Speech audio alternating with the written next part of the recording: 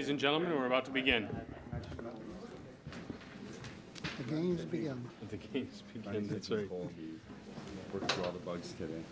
Ladies and gentlemen, welcome to the December 4th Selectmen's meeting. If I could ask Selectman Bennett to lead us in the Pledge of Allegiance. We did the right flag. You want it? No. Everybody's laughing at home at us. All right. I pledge allegiance to the flag of the United States of America and to the republic for which it stands, one nation, under God, indivisible, with liberty and justice for all. So I guess after 13 years, we get habit set in. Could we direct the town manager to have the flag in the appropriate location next month? I'll do it before I leave tonight. We will start with the approval. I'll accept a motion to approve the minutes of November 20th. Second. Motion made and seconded. Are there any discussions or corrections to the motion, to the minutes? All in favor? Aye. Opposed? Aye. Thank you. At this time, welcome to everybody. A lot of familiar faces, but if you haven't been here before, welcome. At this point of the meeting, we open this to new public business. That is, if you have something you'd like to bring to the attention of the selectmen that is not already on the agenda, we'd welcome your comments. Is there anything? I'm looking at my regulars in the back corner. I guess not. Then we'll move on. Agenda item number 3, the board is requested to designate Assistant Town Manager Jen Breaker as Attorney William Hewig and Attorney William Hewig to negotiate a cable contract renewal with Verizon. Mr. Town Manager? Did you want to speak to it at all? I'll keep this very brief. We're well into the ascertainment process to renew the contract. The public hearing was held, and Assistant Town Manager Jen Breaker has done a great job working with the committee and moving the process to this point. So we're ready to have the Assistant Town Manager and the attorney assisting the town sit down with Verizon to work on the details of the next contract. Thank you. Any questions for the Town Manager? Yes. Yes, sir. This committee is in a committee that's been appointed by the selectmen. And why is there not a representative from the committee also in this negotiation? That's not been the model going back to when Diane Norris was working on behalf of the committee and the Board of Selectmen. It's always been the Assistant Town Manager with assistance from council to work through this process. Okay, the first time they had a person from the committee that was with Diane doing it. I didn't know she was there by herself. Fine. Any other questions? Mr. Chairman, through you, where are we with regards to Comcast? We're a couple of years out. Jen, I don't know if you want to take the podium, but my understanding is we're still a couple of years away with Comcast. One of the goals in this process was to align the contracts, and that's something that Ms. Breaker and the attorney Hewig have been in discussions with Verizon. The town recently received a letter from Comcast which initiates the negotiation process and the ascertainment process. The beginning stages take about a year before we'll be to the point we are with Verizon. All right, so we're doing Verizon and we'll do Comcast later. Now, I understand through reading newspapers that there's some move to change the rules and regulations to take away authority and power from the local communities on these contracts. Can you speak to that? There is some language pending with the FCC as proposed about how the funds that are provided to the town by the cable companies are provided and how much can be provided. And that's really early. We need to see how that moves through the legislation before we know how we'll have to react to that. That's federal legislation. Yes. Okay. And if they did make a change in a year or two, how would it affect current contracts? Any idea? Would it be grandfather the contracts? I don't believe it will grandfather the contracts. That would be more of a question for the attorney. Right, so perhaps you'd pass that on, and next time Certainly. you come before us, you can give us some response to that question? Of course. Okay, thank you. You're Thank you, Mr. Chairman. Any other questions? Well, you might as well tell them the public meeting date, the public hearing date. So that was held on the 27th. That Yes. was a Oh, okay. publicly noticed meeting. And if I could ask a question, is there any effort to co-term or to do a contract that puts both in line for renegotiation? That's been the stated goal from the beginning of the process. Okay. So we're trying to work toward that so that we can have the contracts align with with common end dates, which Is the intent increase. to elongate the next Verizon one? And there to are a match couple of Comcast? ways that Vice could versa? happen. I mean, this process could theoretically take long enough that they would align naturally. We could push forward and insist on a shorter contract with Verizon to try to get it to the Comcast start date. If that fails, then we'd be looking to do the same with Comcast. But it would certainly be in the town's best interest to have the contracts aligned, and it's certainly in the telecom's best interest for them not to align. Right, understandably. All right, any other questions on the agenda item? I'll entertain a motion. So moved. Do I hear a second? Motion made and seconded. All in favor? Aye. Opposed? Thank you. All right. The board will hear a presentation from staff regarding the town's finances and financial position, followed by input from members of the school committee, library trustees, finance committee, and planning board, and welcome all of you. Thank you very much for joining us. Mr. Town Manager. I'll take it from there. I'm going to make two suggestions. First, if Aaron could turn off the light switch closest to the door, and everybody may want to turn their chair sideways so they can follow along on the screen. This is our third annual financial summit. It was introduced by former Finance Director Travis Ahern after he arrived with the town. It's been expanded and I think improved this year by Rodney Conley, our new Director of Finance Administration, as well as Aaron Henry, our Director of Land Use and Community Services in the back of the room. This summit is really meant to be a dialogue with various stakeholders. We have most of the major boards represented in the room tonight. It's a chance to look at the financial condition of the town, which affects appointed and elected officials, businesses, residents. We'll talk about the areas that the bond rating agencies look at when they evaluate the town, and really anybody who's affected by the taxes and fees that the town collects and levies throughout the course of a fiscal year. This is separate from the budget process, which looks very specifically back a couple of years and ahead a couple of years. The indicators that we're going to look at tonight, certainly by themselves, don't provide a full understanding of the town's financial condition, which is also influenced by external market factors, management practices, intergovernmental constraints imposed upon the town by the state and the federal government, as well as political culture. But the indicators and their associated benchmarks do help us understand how we're doing. They form a large part of what the rating agencies look at when they're assessing our credit profile. And we have a lot of ground to cover tonight. Hopefully, we're thinking in the next hour or so, but most likely it'll be longer than that. So I would ask, before I turn it over to Aaron, who's going to walk us through some new community indicators that were prepared this year, and then Rodney's going to walk us through the financial indicators and benchmarking, and I'll wrap up with the discussion on some of the operating budget drivers that we're working with, and some of the expressed long-term capital needs and wants before we talk specifically about the Smith School. If there are questions throughout that are clarifying questions or questions to explain, feel free to interrupt us as we go. The deeper dive questions or the questions related to policy and kind of big picture, we'd like to try to keep those till the end when we can have a discussion. The presentations that were given out tonight are numbered. So if you can see in the bottom right of the screen, there are numbers. So as we're going, if there are questions and folks are keeping track of which page those numbers may be on, that will help as I think we'll end up flipping back and forth throughout this document as we go. So I think with that, I'm going to ask Aaron to hop up and walk us through the community indicator section. Good evening, everybody. As Mr. Barth has said, this is kind of a new piece to the financial summit, and I thought it was kind of timely that we were asked to do it in the middle of our budget preparation week. But all jokes aside, this is something that my staff and myself have been diving into already, so it was actually really nice that this kind of dovetailed perfectly with what we've been working on.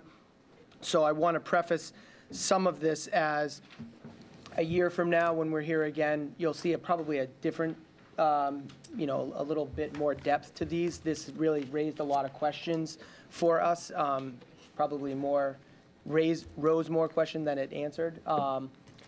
So, and a lot of these are coming out of the ICMA handbook for kind of, and are consistent with the financial indicators and What's benchmarks. what did you say, ICMA? ICMA. Which is, And I need Steve to remind me. County and city managers. Right. yep, So a lot of these are consistent with ICMA standards. We did deviate from that a little bit as some of the statistics or indicators aren't appropriate for this community, and there were some other dimensions similar that we did dive into. So again, I will try to go over this quickly. I know we have a lot to get through. Obviously, one of the big drivers of a community is your population. For us, we're relatively stable. It is showing modest growth, and I know people tend to think of any growth as staggering growth. I will say relative to the state, we're essentially comparable to what the state is doing. Nationally, we are anemic. There are parts of this country that are growing in double digits year over year, so we are really not growing in relative to the nation, but we certainly are seeing a modest uptick. What we were interested in with this statistic, however, is how is the population changing within this number, and we'll get into that in a little more depth. So in particular, we look at the population under 18 and over 65. Those two populations both have, generally speaking, service needs that working individuals don't. And so we want to keep an eye on these two statistics. I would also mention here we're kind of mixing our data sources. The federal government does a census every 10 years. It also does what's called the American Community Survey on the years in between. So and the accuracy or the margin of error on ACS data, American Community Survey, is much greater. So imagine there'd be a plus minus bar on all of these statistics. The plus minus on the national federal census is essentially zero.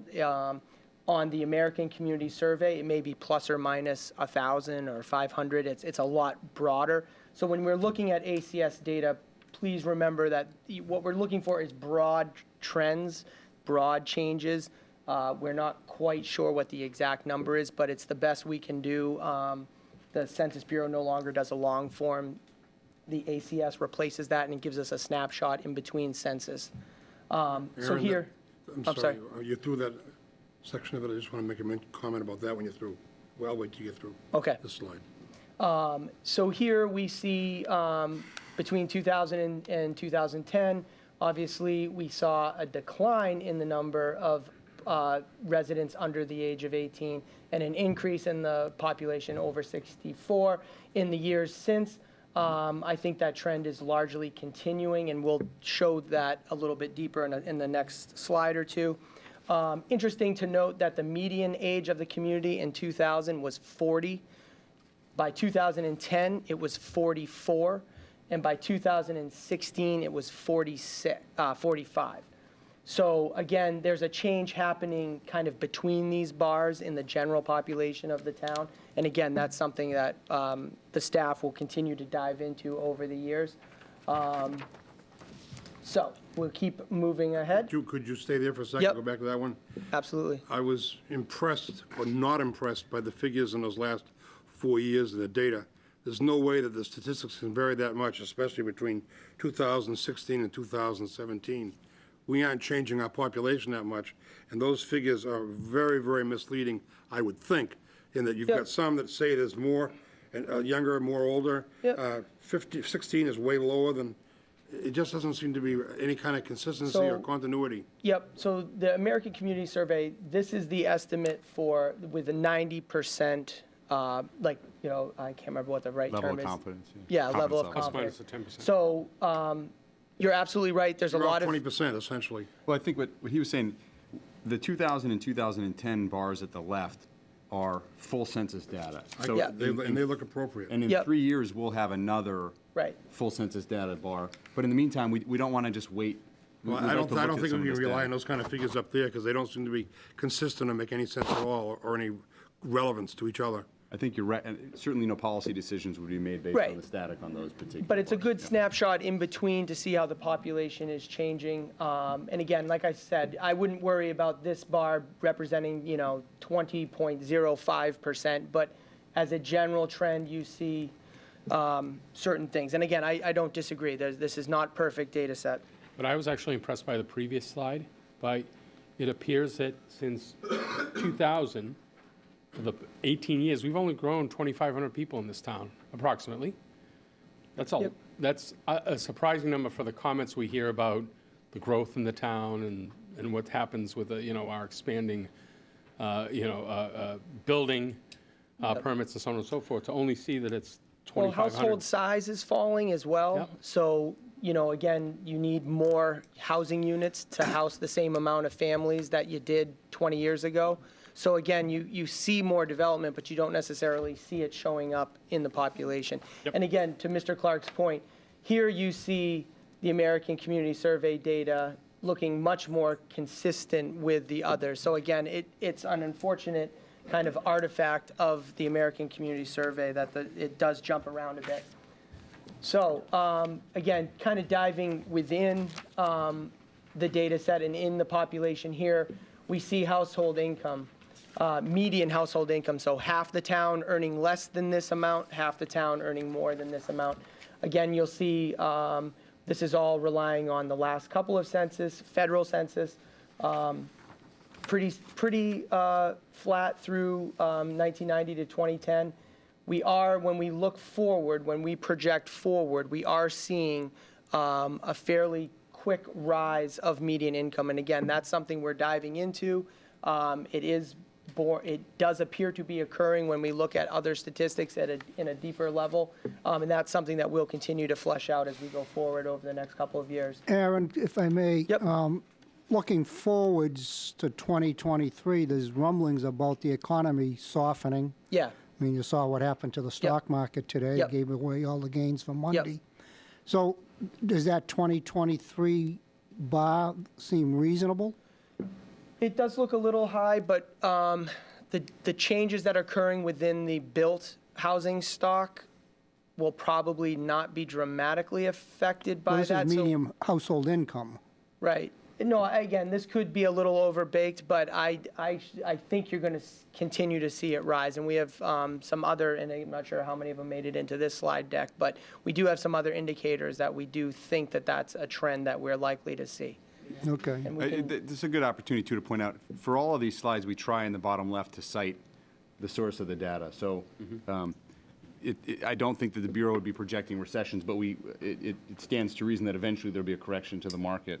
Right. But and we'll any- see that when we get to And the unemployment. nice thing about the sourcing is people can go and explore the data sets themselves and play with some of the sensitivity Yep. within them. Yep. And people out in the audience, we're all partners helping guide the town. So if you have anything, just jump right in. Just ask the question, please. So moving on. So again, so we see household income rising, generally speaking. So how does that tie into the local economy?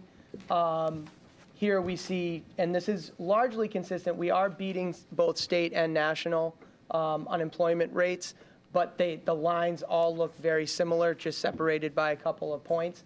So what we see is historically low unemployment for the community, which kind of isn't surprising given Massachusetts' strength.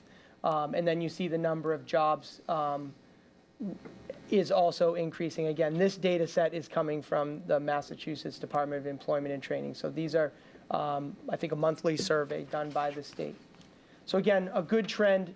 That said, when we see this historically low unemployment rate to the prior point, almost all projections going forward have this flatlining, if not coming back up. So again, everyone's thinking that there might be a market correction coming, in the next couple of years.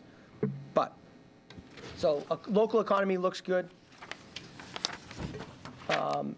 So again, kind of another slice of household income that is used by the credit agencies is per capita income. So the prior statistic was the median household income. So you could be the household of 2, the household of 5, varying ages, whatever. This takes all of the income earned by the community and divides it by the number of people in the community, even the 6-month-old baby and the 95-year-old grandparent. Everybody gets thrown into this. It's just kind of a baseline. And unfortunately, we haven't had time to really build this data set out. This is most useful when we have other comparable communities that we want to look at. But nonetheless, this is a telling statistic here in that it's essentially flat. So we saw household incomes going up, but we see per capita income staying flat. So this is, again, another indicator to us that there's other demographic changes happening within the population that we have to figure out why would, if the new people moving in are making more than the people they replaced, why is this number not going up? That could be because we have more seniors on fixed income, so 2 or 3 years isn't going to make a difference when you're on your pension or Social Security, and you got more of them in 2016 than you did in 2012. So that could be bringing the average down. As we saw in one of the first slides, we think we have a rising population under 18. They, again, don't tend to make a lot of money. I have like a 10-year-old, he just burns through it, doesn't contribute much. So again, if we have more of those people in our community, that could be holding this down. So again, this kind of indicates to us we need to do a deeper dive into the changing demographics of the community. Again, staying on income, because I think this slide starts to highlight what might be happening with some of these numbers, is this takes 100% of the population and breaks it into quintiles, economic quintiles. So 20% of the population is earning less than approximately $35,000. The next 40% are making less than, I'll say that's 60. 60% of the population is making less than, say, 90. 80% of the population is making maybe $140,000 a year. And the top 5% are making, let's say, 240. I'm sorry, that's 2010 as we come across. What I think this is interesting, 2 things to note. The Census Bureau, as this is a national statistic, caps this number at 250,000. So you see from 14 to present, this number just hardlining at the federal maximum. There is, again, when we get behind the data, we can probably dig in and find the number. But this probably is continuing to rise. It's just capped here because in Kansas, this is like you're a millionaire. But here in the Northeast, where we have a high cost of living, this national program isn't quite calibrated appropriately. But for me, what was really stunning here was, I think, the remarkable stability of the first 4 quintiles, which tells me we have a really solid population base. And this will be reflected, again, I know tonight we're talking budget, but I'll sneak in a little land use policy. For us going forward as staff, what this makes me want to talk about is affordable housing with a lowercase a, and how are we going to ensure that the housing market is serving the needs of the population in the 60 to 80% bands. Now, again, those of you who know a little bit about affordable housing will say, oh, 80%, I've heard that before. 80% of the area median income is what is on the subsidized housing inventory at the state. Those households are probably falling somewhere in this band here. So any housing we create that goes on the subsidized housing inventory is probably serving a household either in the first or second quintile. And then everything else, you're on the private market. And what we see here, what we're concerned about a little bit here is, as these households increase in size and their wealth increases, are we going to have anybody producing housing for these folks? So again, as we go forward, that's something that we're going to be concerned with because, and we'll get to it in a later slide, you'll see residential values are inflating faster than industrial and commercial values. So moving on. I know I'm supposed to do like a minute a slide. We're going to be here all night. So again, within the population, we kind of see this weird dichotomy of not only do we have the high end getting wealthier, we're holding on to the low end as well. Fairly stable, around 5% of the population is either considered a household in poverty or on some sort of public assistance. And again, these statistics tend to be fairly static because we have a housing authority. We are providing a fair amount of affordable housing, and whether or not the households coming in or out of that, the household that backfills those units roughly shares the same income, because those units are income restricted. So in large part, I don't expect this number to move much over time because we have a fairly solid housing stock that are serving this population. So I will move on. So this one is, I just hinted at, kind of to tie back in the demographic change to some of the budgetary issues and specifically, issues around growth and valuations. Here we took all the values of residential, commercial, industrial properties over the last couple of years, and this is showing percent change from one year to the next. What I see when I look at this graph is that residential is outpacing year over year all the other classes of property. Now, that's not to say we don't have growth in these other ones. I think if you compared the valuation of industrial property in 2017 to the total valuation of industrial property in 2013, this number is bigger. I'm going to look at Steve and say yes. Mm-hmm. Yes. That said, what's happened over this time frame is that the residential is succumbing to the regional forces of lack of housing supply in the region, and residential properties is inflating faster. And so that goes back to that prior slide of why we talked about having to pay attention to what we're doing for that middle income tier. So with that, I think I will turn it over to Rodney. But again, I'm happy to take any questions, and I think as we go forward, you'll see more out of our office on statistics like this. We're going to do this times 10. We're going to keep diving, keep building up the book of data, and we'll be publishing some of these in other forms going forward. But again, we'd really like and appreciate being able to help with this presentation, and look forward to continuing that work in the future.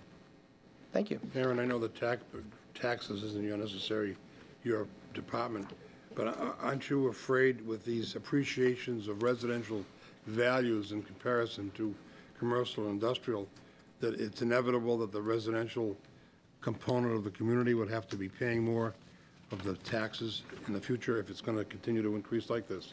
Maybe I will let the boss. Yeah, I mean, I think the point Aaron was making about the commercial industrial base in Danvers is stubbornly solid. It's been somewhere between 24 and 26% of the grand list for the better part of 3 decades. Mm-hmm. What we see, and we had our tax classification hearing last month, we're at a factor of about 1.4. So as the residential values continue to outpace commercial, it will continue to put pressure on the shift until there's either a housing market correction, which is what we saw during the recession, or we see real CIP growth.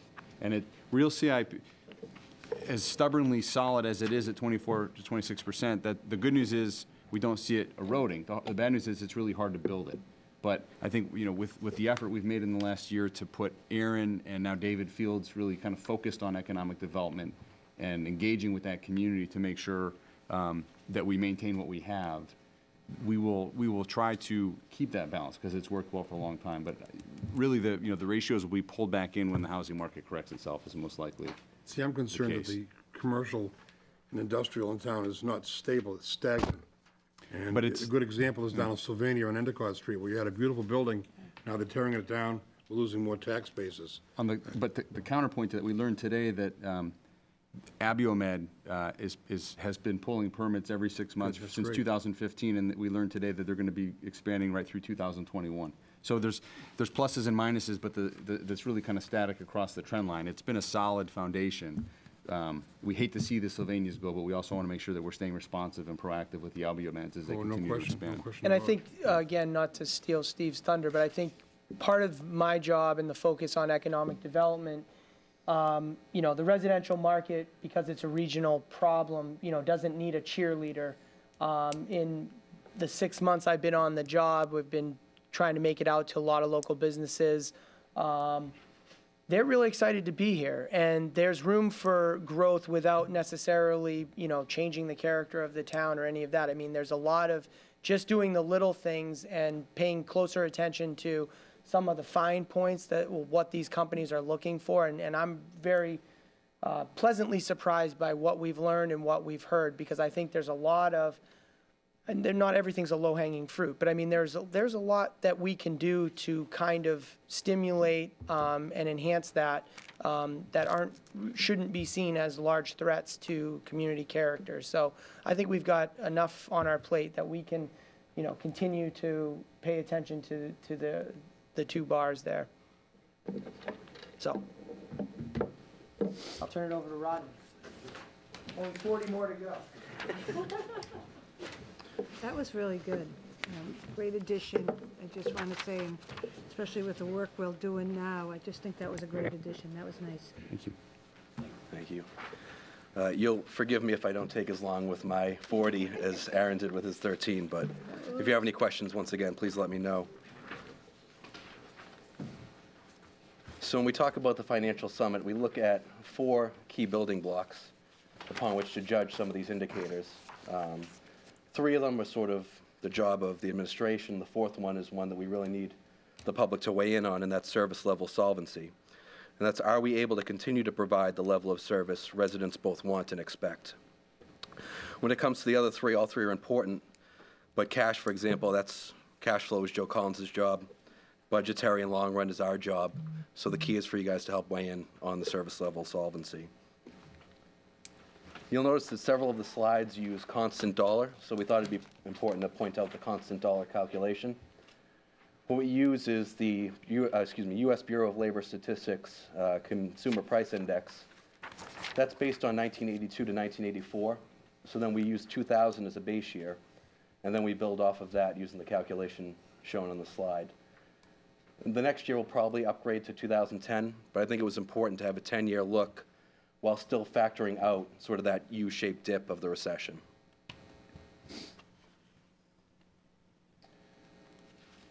Here we see our population estimates. So these aren't perfect, as has been pointed out already, but I think it's important to at least have some metric of consistency.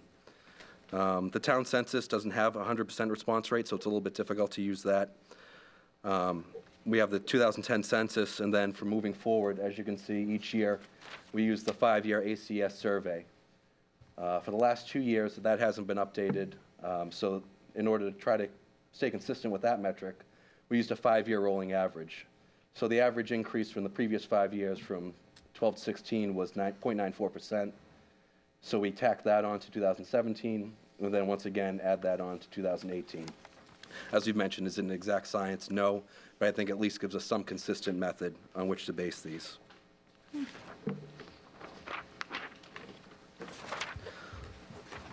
A little bit about what you'll see tonight, the financial indicators and benchmarks return as of last year, as they were last year. We have a total of 13 indicators showing trends in a variety of areas: revenue and expenditures, employment benefits, and debt. We also have a new rating system, as you can see the stoplight on your left. Last year we had a 4-point rating system: favorable, marginal, unfavorable. This year we went to adopt more of the S&P model, which is the strong, stable, and weak model. Red being weak, yellow being stable, and green being strong.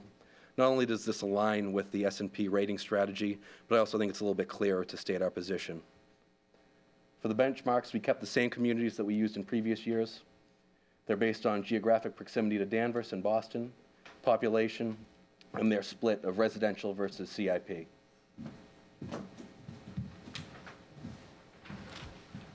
Our first financial indicator is revenue per capita.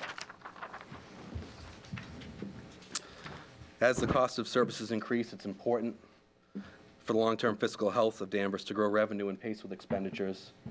As you can see, we rate this outlook as stable. The most predominant one being the tax levy. In 2018, for example, that's roughly 80% of total revenue is derived from the tax levy. The 2 other key pieces being state aid, less MSBA reimbursement, and local receipts. For local receipts, these are actual figures. These aren't our estimates. We generally budget ultra-conservative with our estimates, which I think makes sense. Not just that it's a best practice, but it also helps us to generate free cash each year, which we've used for a variety of methods. As population continues to grow and depending on inflation, increases predominantly made up of just the tax levy will mean per capita revenue will not grow at a significant rate once you factor in inflation. So that's something to keep in mind as we move forward. And we'll talk a little bit about state aid as well, moving throughout. The next slide is property tax revenues. Much like overall revenue, it'll be important to the long-term fiscal health of Danvers to keep revenue in line with expenditures. This becomes difficult when fixed costs increase beyond the 2.5% we're allowed to go up based on Proposition 2.5. So really, you're left with the 2.5 plus whatever you can generate in new growth. It's a stable metric. As you can see, it's trending up. Once again, this is in constant dollars, so this factors in inflation. So what we see is a steady increase that's capped based on 2.5. Corey, can I ask you a question? Sure. You're saying it's important for the town to keep revenue in line with expenditures. Why can't you reverse that and say we've got to keep our expenditures in line with our revenue? I mean, that is the question, and we will spend some time talking about that a little later. I mean, there are some costs that are mandated by state, and I think that's where we get, that's where the wrestling match occurs. Thank you. We come up on our first benchmark. This is property tax revenue. These are the same communities we compared last year and will continue to do. I'll just read them out loud because that type's a little small.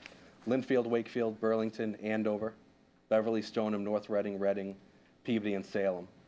On this slide, we also have the state average as a comparison mark. But as you can see, most of these communities are all within the same sort of same range. We're right in line with most of our peers. The state average, while you can see it's a lot lower at 70%, that's skewed. You have your large communities like Lawrence, which are predominantly state aid dependent, and then you have rural communities, which may not have as high price for service, but still require good property tax revenue. The next benchmark is average single-family tax bill.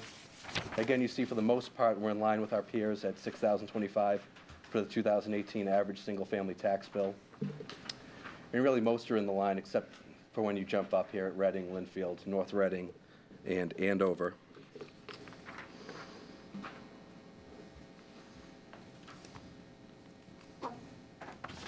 And next we have our third benchmark, which is assessed values by class.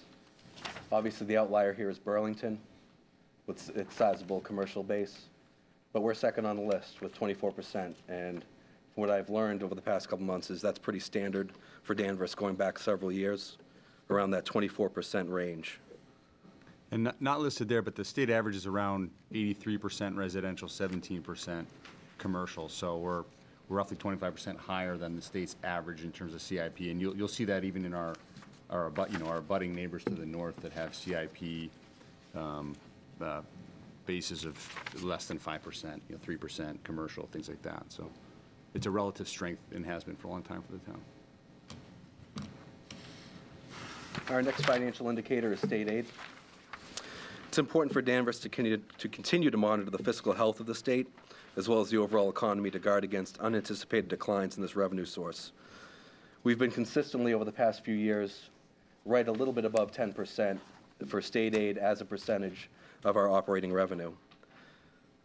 This is partly as a result of the governor and his administration tying state aid figures to the increase in state revenue. A drop in this figure could also pose a variety of problems, as the majority of our state aid goes to Chapter 70 in education. So it's key to continue to receive the state aid, but at the same point we must guard against volatility. What you can't really see is that huge dip right around the time of the recession. So a consistent number is beneficial moving forward. While we'd always like more money, we have no control over state aid, so the more you build your budget on that state aid figure, the more you're at the whim of what the state uses for funding. Our next benchmark shows the peer communities for state aid as a percent of total revenue. As you can see, Danvers is on the lower end, and while we'd like to get up a little bit in this range, once again, it provides us with a more stable revenue source, not reliant so much on state aid. One of the outliers here is Salem, which receives a significant amount in Chapter 70, Peabody as well.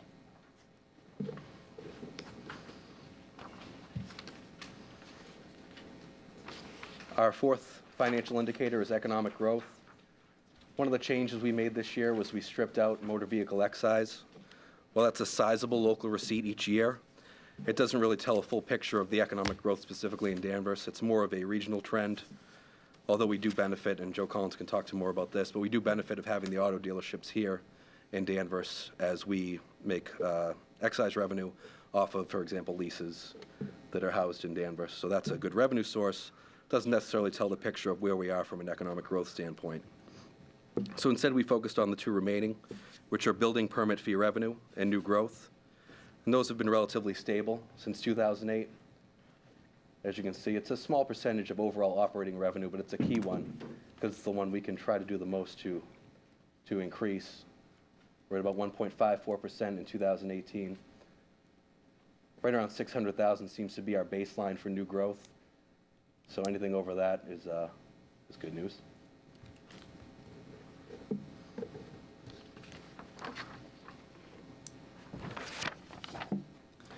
The next benchmark is new growth versus percent of prior year levy limit. As you can see, Danvers is a little bit on the low side here. What's worth pointing out is this is just a single year, and new growth numbers, particularly as we've seen in Danvers with Kirkbride and Total Wine, are very big project dependent. So while this year may have been a low year, that's really not indicative of the general trend. Once again, an outlier would be Burlington and Salem. And I think one of the points related to both the last slide and this slide, when you look at a Burlington coming in north of 3% growth, that's going to be a mix of projects. And in Danvers, we generally have, as Rodney mentioned, you can almost take $600,000 of growth to the bank each year. Anything above that, generally, you can point to the specific project that caused that. So, for example, FY15, we had more than $1 million in new growth. That was largely due to the Kirkbride development up on the hill. We approached $1 million this year. One of the big drivers inside that was the Total Wine project from last year. So we don't have a mix of big projects. And the way that you achieve growth is through development. So when there's not a lot of development going on, you don't see a lot of growth. So a lot of our growth is small. It's remodels, it's additions, it's small growth. But you can't get growth numbers without development. And I think that's a policy trade-off question, but you're constrained by that. So we're at the lower end. Our next financial indicator is uncollected property tax, and here we'll throw another bouquet at Mr. Collins for his great work in collecting property taxes. This owes to the effectiveness of the office. As you can see, 2014 to 15, there was a big drop-off. That can be attributed to the Folly Hill subdivision. And then in recent years, we've had a couple other large tax bill payoffs. One is the Recovery Center of America, and the other one, which isn't reflected, I don't believe, in the 18 number, but recently came in with some of the Econo Lodge back taxes. It's also worth noting these funds don't go away. So in this case, while it's uncollected, that doesn't mean missed revenue. In reality, through a variety of means, whether it's the tax title process or through legal remedies, we still have secured our position in these funds. It's just a matter of how quickly we collect it. And in fact, ratings agency Fitch has stated that anything below 3% is considered a strong indicator. And as you can see, other than that 2014 number where we had that large outstanding amount that we then collected, the past 4 years have all been well below that 3% threshold.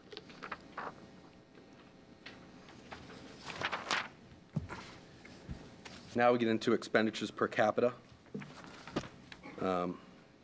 Mostly steady on the service side of the budget. Biggest variations include snow and ice. So for example, Danvers, like many communities, had a very tough winter in FY15, and that's shown here in the DPW tax-supported number. One other item that may be a little bit glaring is this 2018 number where you see a significant drop in general government. That isn't through a dramatically reduced spending. What we've done in 2018 to get a better sense of the spending areas is we've reallocated the department head budget to their various respective roles. So for example, in 2017, the general government number included the police chief, the fire chief, the DPW chief. But in order to get a more accurate picture of it, we've reallocated those to their respective buckets, if you will. A couple other items to point out that we'll dive into later on in this presentation are debt service, retirement and pension, retirement and health insurance. Retirement and health insurance in particular are outpacing 2.5%. So when we talk about, how this is steadily increasing and revenues matching expenditures, the key is the expenditures that are really fixed and trying to find a way to balance the budget while accounting for those increasing beyond 2.5%.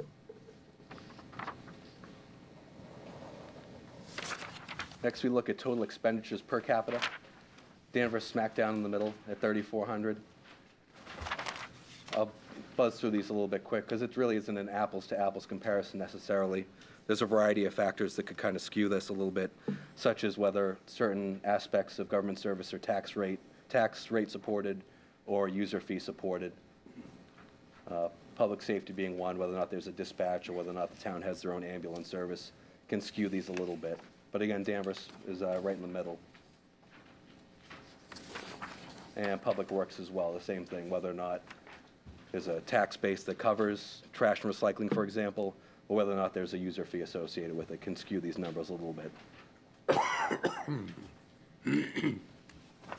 Next, we get to per pupil spending, and this is the only benchmark that does come directly from DESE, the Department of Elementary and Secondary Education. As you can see, Danvers is in the top 4. However, we're still slightly below the state average. The state average is $16,015. We're at $15,831, so just a hairline under the state average.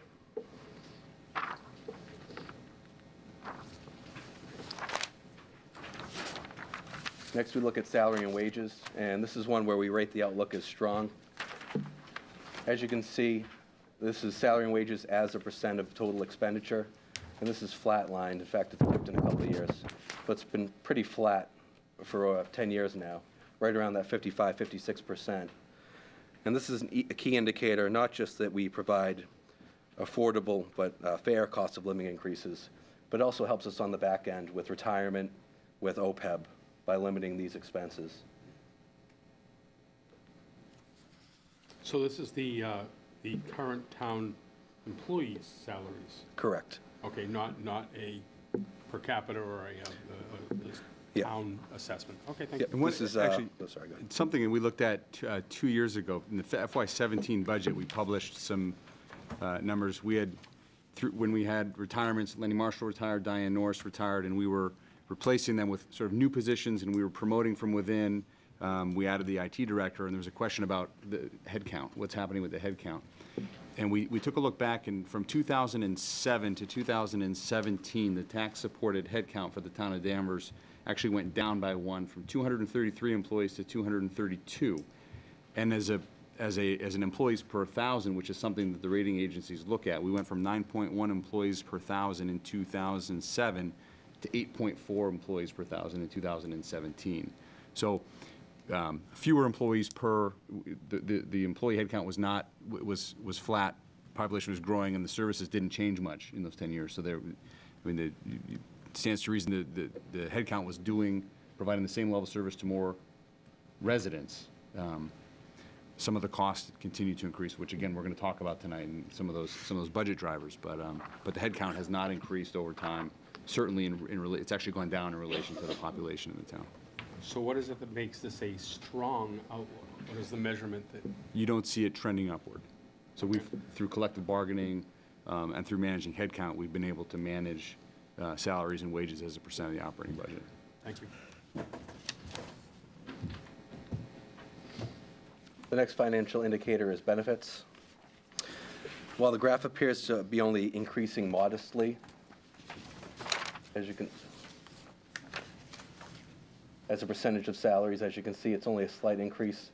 We rate this stable because really any increase is a warning indicator. So the metric here is benefits as a percentage of salary and wages, which we just showed was pretty flat over the past 10 years. So as this number increases and becomes a higher percent based off of your salary and wages, it also eats up more and more of your budget as a fixed cost.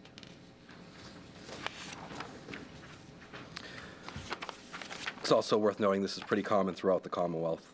And the benchmarks on the next slide show that while this is a stable and slightly concerning figure, in relation to our peers, we're in the bottom half as far as overall healthcare costs as a percentage of total expenditure. As you can see, we're 12%, and if you round that out to another decimal, you'll see that we dropped below Stoneham this year. So, Ronnie, could you go back one Yeah, slide for just a absolutely. second? You'll notice in the middle of this chart, and it's just to point out, you see from '09 to '13, the trend is clearly up. The town went through an RFP and changed health providers, plan providers that year. We went to Tufts, and you can see a correction between 13 and 14 in terms of cost. We then enjoyed a stable couple of years with Tufts. We started, I think 17 is the year, the trend that year was 10 to 12%. Tufts came in asking for 17%. We ended up sitting down with the IAC and increasing a variety of copays within the plan, and we were able to negotiate an increase down below 6% that year. And in 18, again, Tufts was looking for a double-digit increase. We did a soft RFP through our consultant, and we were able to lock in a favorable rate. But those two, you can't use that tool every year. We can't go to the market every single year because the providers will start to see through that. We're engaging with the IAC as we speak. Gina McCusker from the FinCom asked last year about deductible plans, and that's actually something that the unions had brought up with us in one of our sit-downs with them. So we are working right now with the consultant to explore that. That's probably an 18-month lead time, so we're going to circle back to sit with the unions after the holidays, sit down with non-union staff after the holidays to talk about what that model looks like. But we'd be looking not for the budget that starts this July 1st, but that would be something that would have to be sort of a year and a half out to implement.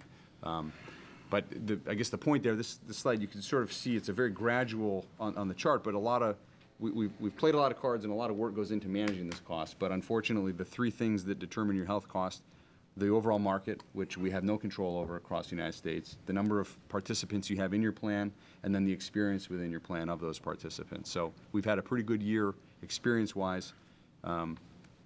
But a lot of the headwinds here are outside of the town of Danvers' control. We just have to manage them the best we can.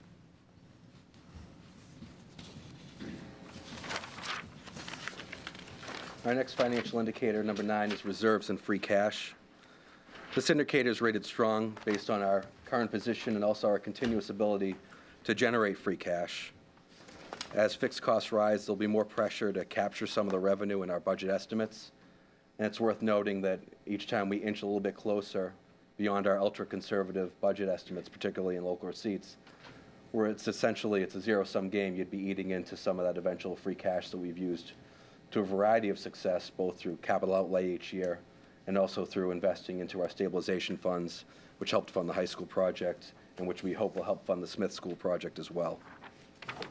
You know, I'm really glad that you've kept the top half of this going. It was something that Travis and I worked on, which was always confusing to people. They always thought we had all this free cash. So when it comes to budget time, I hope this appears again, because the DOR free cash and then what's already been appropriated is what people don't, they forget that part. And so it was, we had a real tough time for a period there explaining that. So glad to see that's being carried forward. I think a good note here to make, and the slide really tells a story. If you look at the 9 and 10, the really tall towers on the left-hand side, that was in the run-up to the high school project. Yeah. So the reserves had been built up. The high school project came online, dropped way down. We've been working since 15 to build them back up again, but you'll note the relative position. We're not where we were going into the high school. Part of the reason for that is that the debt service associated with the high school is now built into the operating budget. And so as Rodney mentioned, the free cash is generated through not spending all of your budget each year and generating more revenue in non-levy sources than you budgeted. And so the cycle continues. But as he mentioned, that flexibility gets taken away as you start to increase some of those revenue lines to offset some of these new costs.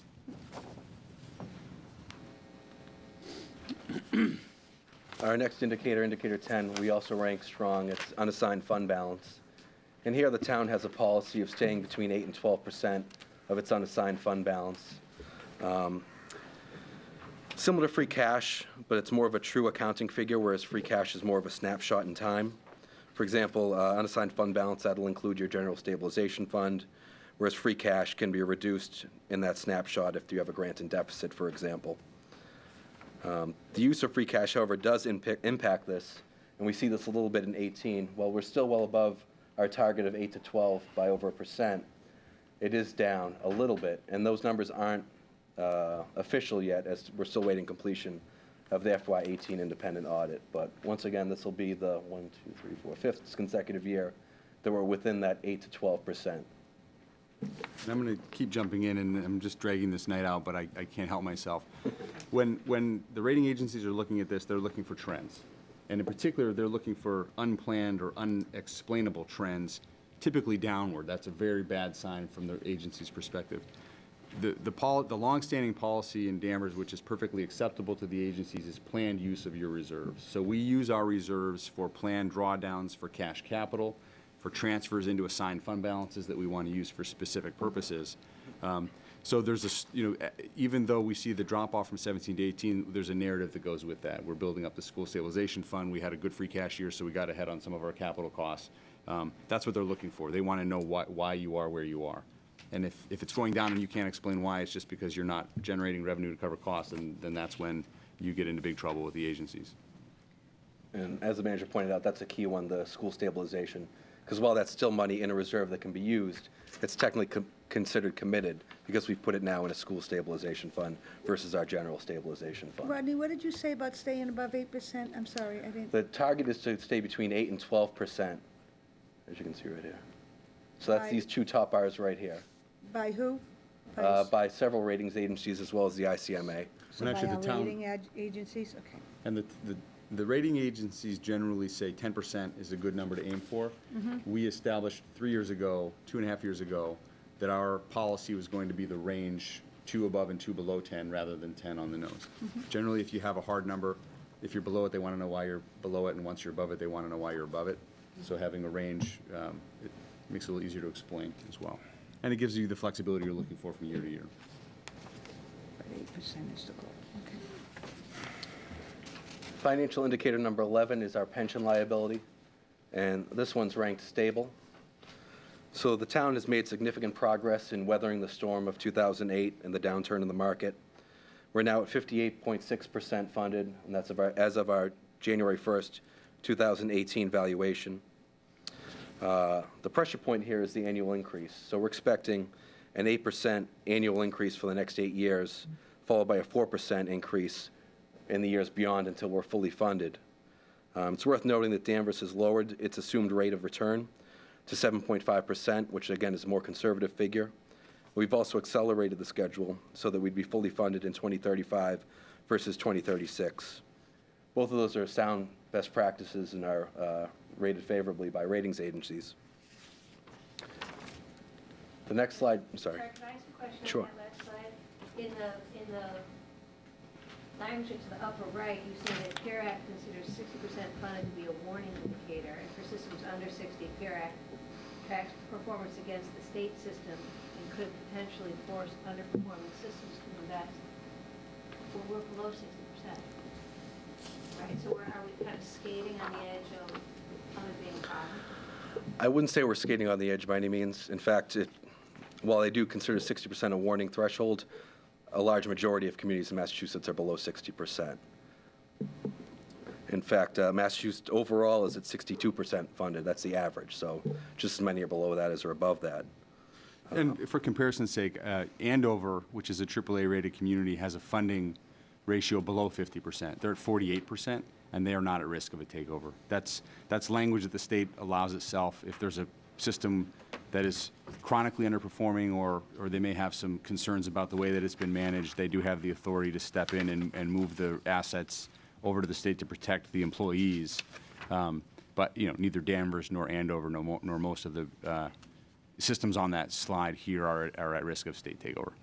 And I think they would be acknowledging that our retirement board made the decision the last 2 years to accelerate the repayment schedule and reduce its rate of return, both of which are positive steps. So. And that's a key point as we look at this next slide. As you can see, Danvers is 4th on the list. However, all 3 of those communities that are ranked at a higher funded percentage are all as of either 16 or 17. So once they get their new valuations in 18, all three of these figures will likely drop a little bit, so that's worth pointing out as well. And as the manager mentioned, by increasing our fully funded date to 2035 and lowering our rate of return, well, that could lower our funded ratio. It's really a best practice and it's looked on favorably by not just ratings agencies, but BARAC. Financial indicator number 12 is OPEB liability. Here we are, rated weak, as is pretty much every community in the Commonwealth. So it's good to look at where we are versus our peers in terms of that. We've developed a funding strategy of increasing by $50,000 each fiscal year. So that's good news. We have $5.5 million in the fund right now, which is also a positive. For FY19, the funding appropriation will be $783,000, which, as I mentioned, is an increase of $50,000 over the previous year. However, it's still, we have a long way to go to address the liability. So as of our June 30th, 2018, unfunded actuarial accrued liability is $181 million. So it's a big number. And the Commonwealth as a whole is weak on OPEB.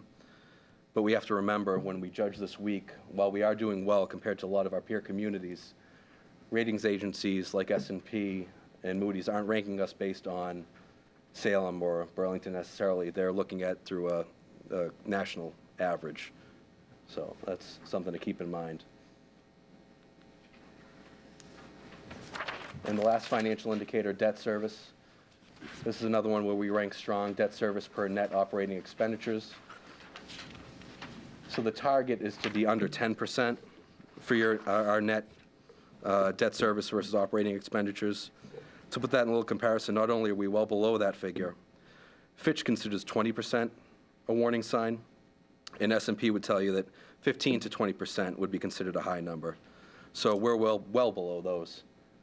As you can see, we're trending right around 5.5% over the past few years and dropping to a little under 5% in 2018. It's worth noting that one of the reasons this number remains well below the policy threshold is the town's ability to strategically fund capital outlay each year via free cash. Over the past 10 years, the town has appropriated $6.3 million in capital outlay, which otherwise, a large majority of which would have been permanently financed, which would have led to long-term debt as well as interest costs. And our rough calculation puts it at about another full percent that you'd tack on to that 18 number. So you'd be closer to 6% if you hadn't made those strategic investments over the past 10 years.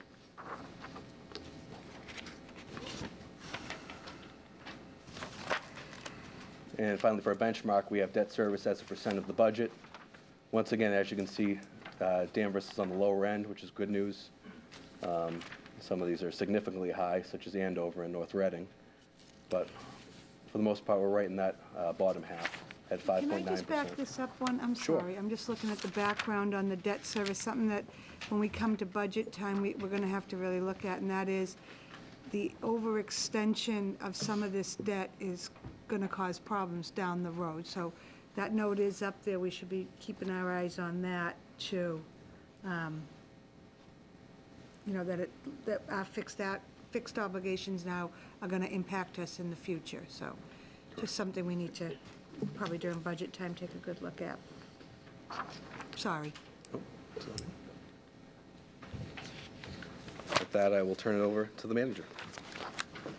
Thank you, Rodney. So we're going to the next two sections, I guess, the final two sections. We're going to take a look at some of the ongoing operating expenses that are increasing at a rate higher than 2.5% per year.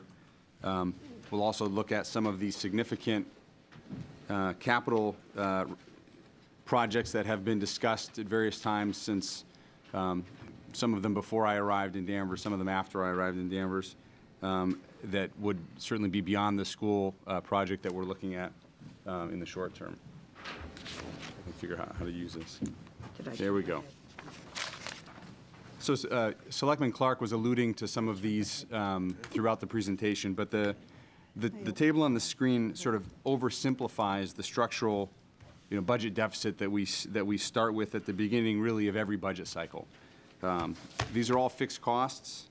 Largely, we do have some control over them, but many of them are statutory, benefits that are spelled out. Healthcare, pension, the regional school district.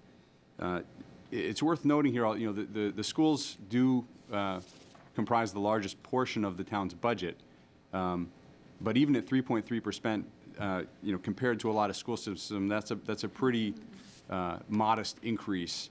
And I think as Rodney pointed out, on the per pupil spending side, even with the 3-year average of 3.5, close to 3.5%, we're still below average in terms of the average spending coming out of DESE.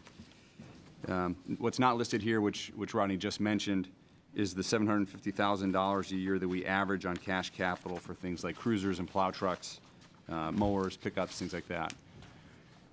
So if you're doing the math quickly on the side of your sheet, you'll see that these 4 or 5 categories, looking at where we appropriated in the current budget and what the trend is, that constitutes most of the Prop 2.5 levy and the projected new growth for the year.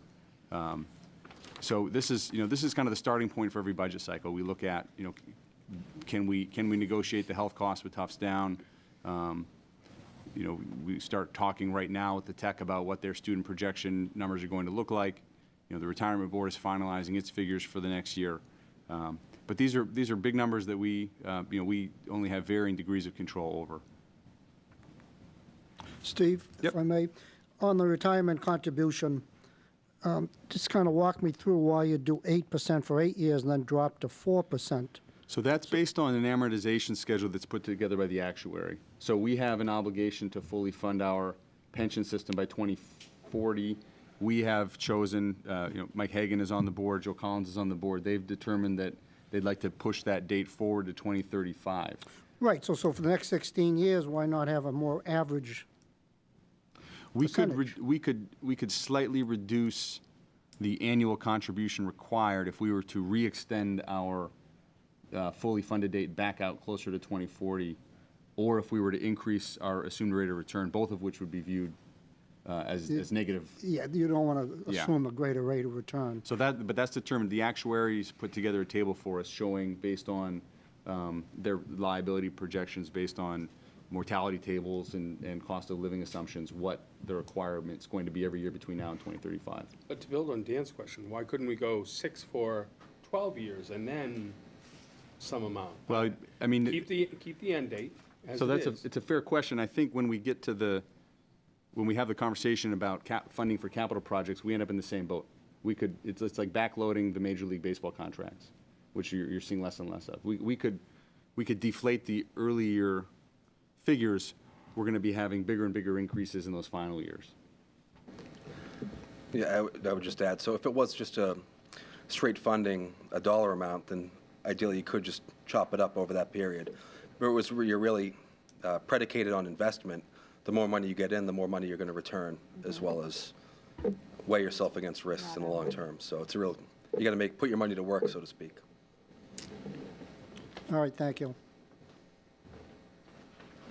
Other questions on this slide?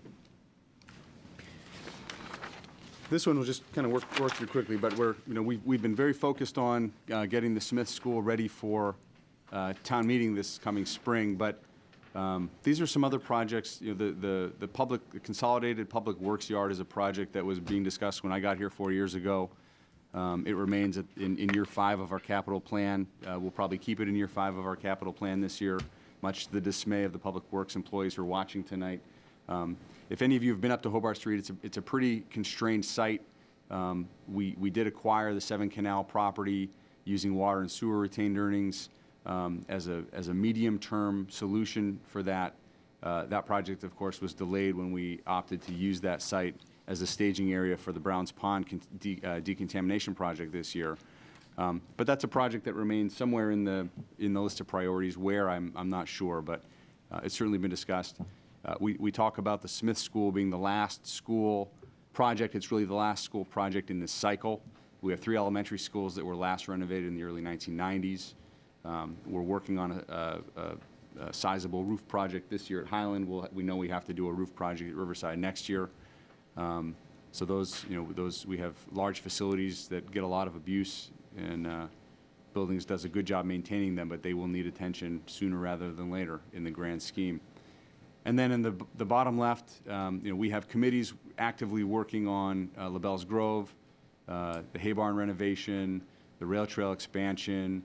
The river committee is focused on dredging. There remain open space parcels that the town has expressed an interest in. We seeded a little bit of study funds to look at what would be possible at Sandy Beach. These are all projects that, there may be grants out there to offset part of the cost, but if the town wants to move forward with these, this requires a funding commitment of some level. So I would like to jump into the last portion of the presentation, and that is really kind of the Smith School project, where we are and where we think we're going. So we have quite a few school building committee members in the room this evening, actually. So for those of you, you'll have to forgive me for explaining parts of the project you're already familiar with, but for those who are not on the committee, just a quick snapshot. In fiscal year 2016, our statement of interest was accepted by the MSBA into their FY17 funding cycle. This was FY16 SOI was the fourth time that the town applied to partner with the MSBA, and they did accept our application in FY16. In May 2016, the town meeting authorized $1.8 million in debt to bring the project up to where it is now through town meeting this spring and then into pre-construction. So the work of the committee that's really been active since just after that town meeting, and hiring an architect, bringing on an OPM, and most recently selecting a construction manager at risk to take a look at that total project cost and really vet it out. This is sort of where we are. So the existing school is a 39,000 square foot building. The project that is being prepared for town meeting is an 83,000 square foot building. We had gone back to the MSBA proposing to build a new school to house the same student population that we had. They had indicated to us that typically they're trying to explain to school districts why they shouldn't be trying to build schools as big as they're proposing. In our case, they made the case that we were underestimating the student growth that we were going to see. We were quite skeptical because we've had a very stable student population, but the population projections they prepared in 2005 turned out to be within one kindergartner in 2015 of what their projections had indicated. And I think our kindergarten class this year is starting to bear out some of what the MSBA said we were starting to see. So based on that, we're proposing a school 465 that could hold 465 students. That certainly won't be the population on day one, but that's what the school is being built for. We're going from 45 parking spaces to 123 parking spaces on site, which will be a great benefit to the neighborhood. It'll draw a lot of the on-street parking that currently parks in front of people's houses for events onto the site. And just to, as we work our way down the screen, we had been budgeting 3 years ago, for a $50 million project. We're about 4% off of that. Right now, we're at a $52 million project. We had been assuming about a 50% reimbursement rate from the state. We're at a 55% reimbursement rate. One of the points I can't brag enough about for the DPW department, they assign bonus reimbursement incentive points based on your capital maintenance plan. And on a 2-point scale, Danvers DPW earned 1.875 reimbursement points on the project, which was the highest that the OPM on the project had seen in any of their more than a dozen school projects. So that's a testament to really, as we've been talking about, the cash capital that we've invested in our public works and the job they do maintaining the buildings we have. And why is that important to the MSBA? If they're going to invest $20 million or more into your school, they want to know that you're not going to neglect it for the next 20 years and then come ask for more money. So we got more than 40 years out of the Smith School, which is quite a statement, and that was acknowledged by the MSBA through our application process. So, the reason we're projected, if you look at those numbers and you're doing the math and you're saying, well, if they're reimbursing us for 55%, why do we own $31 million out of 52? And the answer for that is some of the project costs are not reimbursable. So they have a hard cap on things like site work. And really what drives that effective reimbursement rate down is that the MSBA will only reimburse up to $333 per square foot. The going rate right now for a school project in Massachusetts is about $500 a square foot, and that's about where we are. So we are right in with everybody else in terms of the cost to build these things. the MSBA essentially puts an artificial cap on the reimbursement by limiting the per square foot reimbursement. So the 55% reimbursement rate becomes an effective reimbursement rate of around 39%, once all that's taken into consideration. So we're working our way toward a February 4th special town meeting. We have a hearing scheduled for December 13th at the Holton Richmond Middle School. And we'll have a Saturday workshop after the holidays for town meeting members, and we'll have Selectmen and Finance Committee hearings in January leading up to the February town meeting. And really the question will be about that 31.5 figure in the middle of the screen. So that would be the town's share of the actual construction cost of the project. Steve, I hope you'll have some type of chart prepared that shows what the SBA pays, what the actual costs are, and why that difference. Yeah, that'll be important. The MSBA, of course, doesn't like us to talk about that, but I think it's important to talk about that. Because it is a net reimbursement rate is what we qualify for. It doesn't diminish the importance of moving that number as high as we can, because they will still be paying more than $20 million on our local school project, but we will own 60%. And so this is kind of the project in a nutshell, and I'm going to switch over now because I think the next question that we need to focus on, and really kind of in the context of the meeting tonight, is how do you pay for a school project like this? This is a very busy slide, and I'm going to walk through some of the dotted lines and arrows and circles and squiggles. This is a slide that would really excite my 5-year-old, but just if you'll bear with me, I'll try to explain. Really kind of top and bottom here, we're presenting two very different financing options for the Smith School project. On the bottom is a 30-year level debt borrowing model. It's just like a conventional mortgage on your house. You'd make the same payment in month number 1 as you would at the end of year number 30. And this is what we did for the high school project. So you see that green bar at the bottom of the screen, that is the high school debt. It's fixed right up until the year that we pay it off fully, and then it disappears. The dotted red line, I think there's a laser. Oh, look at that. This dotted red line here represents debt service at around 6% of our net operating trend line. And that's a figure that Travis Ahern and I agreed if we were looking to do this project under the levy limit, we would want to try to keep our net debt service at around 6% of the total operating budget.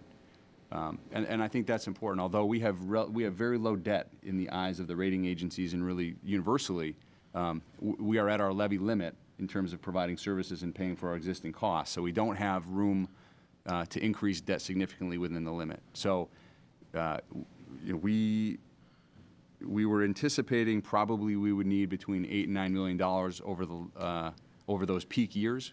We certainly wouldn't need all of that on day number 1, but during right up until to FY26, we would need to be generating enough free cash each year to replenish the school stabilization fund so that we could buy down some of that peak debt in order to do it within the levy limit. The advantage of this is that you have, the advantage of modeling your debt this way is that you have lower debt payments during the first 15 years of the project. So the budget impact and certainly the impact on taxpayers, which is a major consideration, is lower in the first 15 years. The upper chart, on the other hand, is a 20-year equal principal payment. So you're gonna be paying the same amount of principal each year, which means that you're gonna pay less interest over the life of the project. One of the things you'll notice, this is a much more aggressive financing model. One of the things you'll notice right away is the amount of chart and trend that is above the dotted red line in that upper graph. There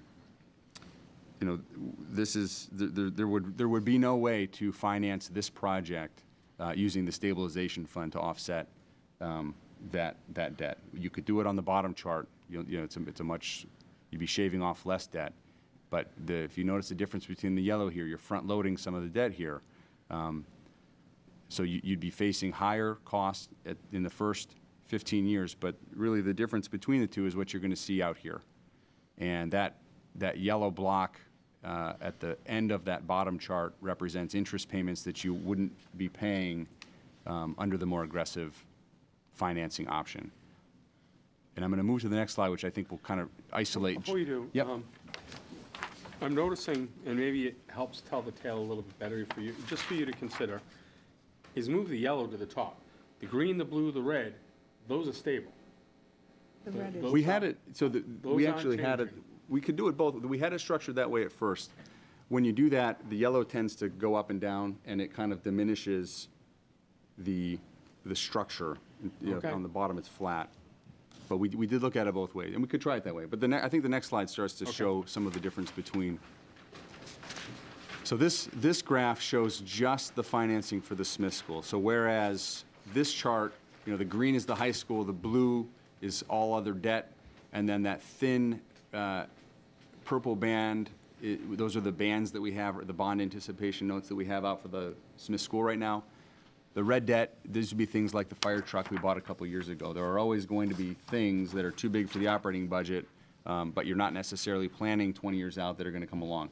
HVAC at the library a couple years ago, the aerial ladder truck that we purchased using debt.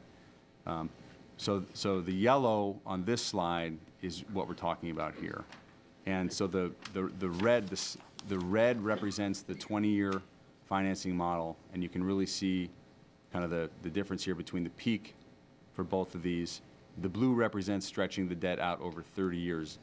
And the key point here that we try to show with these yellow boxes is that on a 20-year financing model, the town would be paying an additional $7 million, so $7 million more during the first 15 years of that debt model, but we would be avoiding $21 million over the subsequent 18 years. So the net savings to the town would be $14 million. But we don't want to diminish what this solid red represents in the first couple of years. So I will jump to the next slide unless there are questions about this particular slide. So this is the last slide that we have before we get to the kind of the conversation part. But you know, this last slide really displays those two models side by side for conversation purposes, and we'll get at the slides in kind of a roundabout way. First, I'd like to circle all the way back to the beginning of the conversation and the presentation when we talked about service level solvency. You know, questions like, are we able to continue providing the level of service residents want and expect? Are the current services we're providing adequate? Are new services desired? And what impacts do today's decisions have on the services we can provide in the long term? And long term, we're talking 15, 20, 25 years from now. I would argue that Danvers is in a pretty unique class of communities in terms of having relatively low residential taxes and services that citizens express a very high level of satisfaction in. You know, that tells you people are getting a pretty good value right now in Danvers.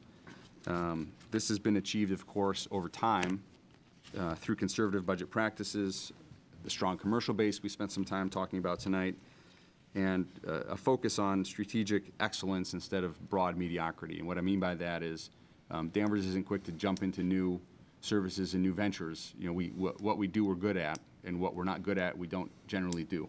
And I think that's a testament to the discipline over time in the community.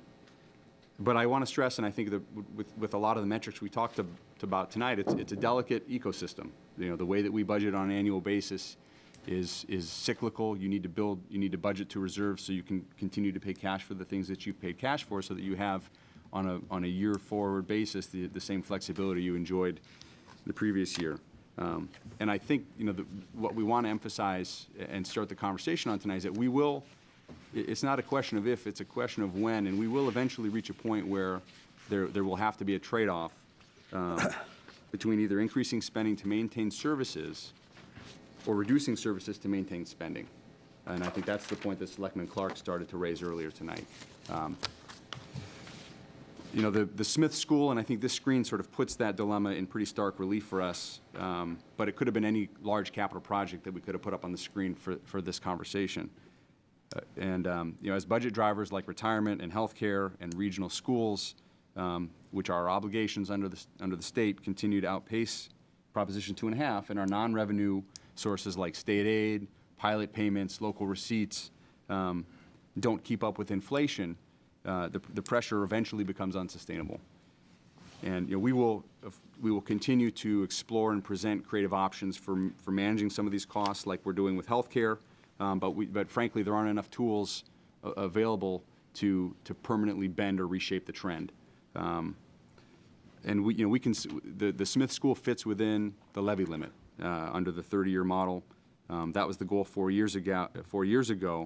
But with the level funding of the high school project out to the end of its cycle, if we were to do the same thing for the Smith School, eventually you run out of your ability to fit capital projects within that curve will eventually disappear, and that'll be an issue for future boards and future taxpayers to wrestle with. So, these are things eventually, they will start to impact service solvency, and I think that's it's a scary conversation, but I also think it's an exciting conversation to have about kind of where we're going as a community. Service reduction is an option, as is charging fees for services that are currently absorbed by the levy, like trash collection. Many communities charge a separate fee for trash collection. Things like a debt exclusion are a tool, as are budget overrides. I think debt exclusions, from my limited experience, seem to be more attractive than budget overrides because they're not permanent changes to the levy. They are temporary changes to the levy. All of that said, though, the staff's role is not to lobby for one model or another, right? We hope this presentation kind of generates conversation, and we start to think about the short-term and long-term impacts and the costs and the benefits of either model. And just as an example, so for the Smith School project, excluding the Smith School debt would maintain budget flexibility into the future. But the increased tax burden in the short term could be prohibitive for some taxpayers. And the long-term implications could price certain current residents or potential residents out of the community. On the other hand, including the Smith School under the levy limit would minimize tax burdens in the short term, but they could negatively impact services over the medium to long term, which could in turn make Danvers a less desirable community to potential residents who may want to move here. And clearly, it would leave a much larger burden for future taxpayers to wrestle with in the out years. Neither of those paths are right or wrong necessarily, but again, I think the role that staff plays is to put it on the table so that we can talk about it and make sure we understand what the costs and the benefits and the implications are. And having thrown all that at you, we're happy now to answer questions or sort of support the conversation in any way that we can. Sally? Just one quick question based on this chart. Are you saying that the only way we can do the 20-year plan is by doing a debt exclusion? We don't have, the school stabilization fund currently is at about $5.8 million. So it would require a significantly larger school stabilization fund to finance it at a 20-year equal principal. Because that stabilization fund is intended to shave off the top to keep the rest of the debt within the budget plan. That's right. So again, are you saying the 20-year plan would require a debt exclusion? I think that's right.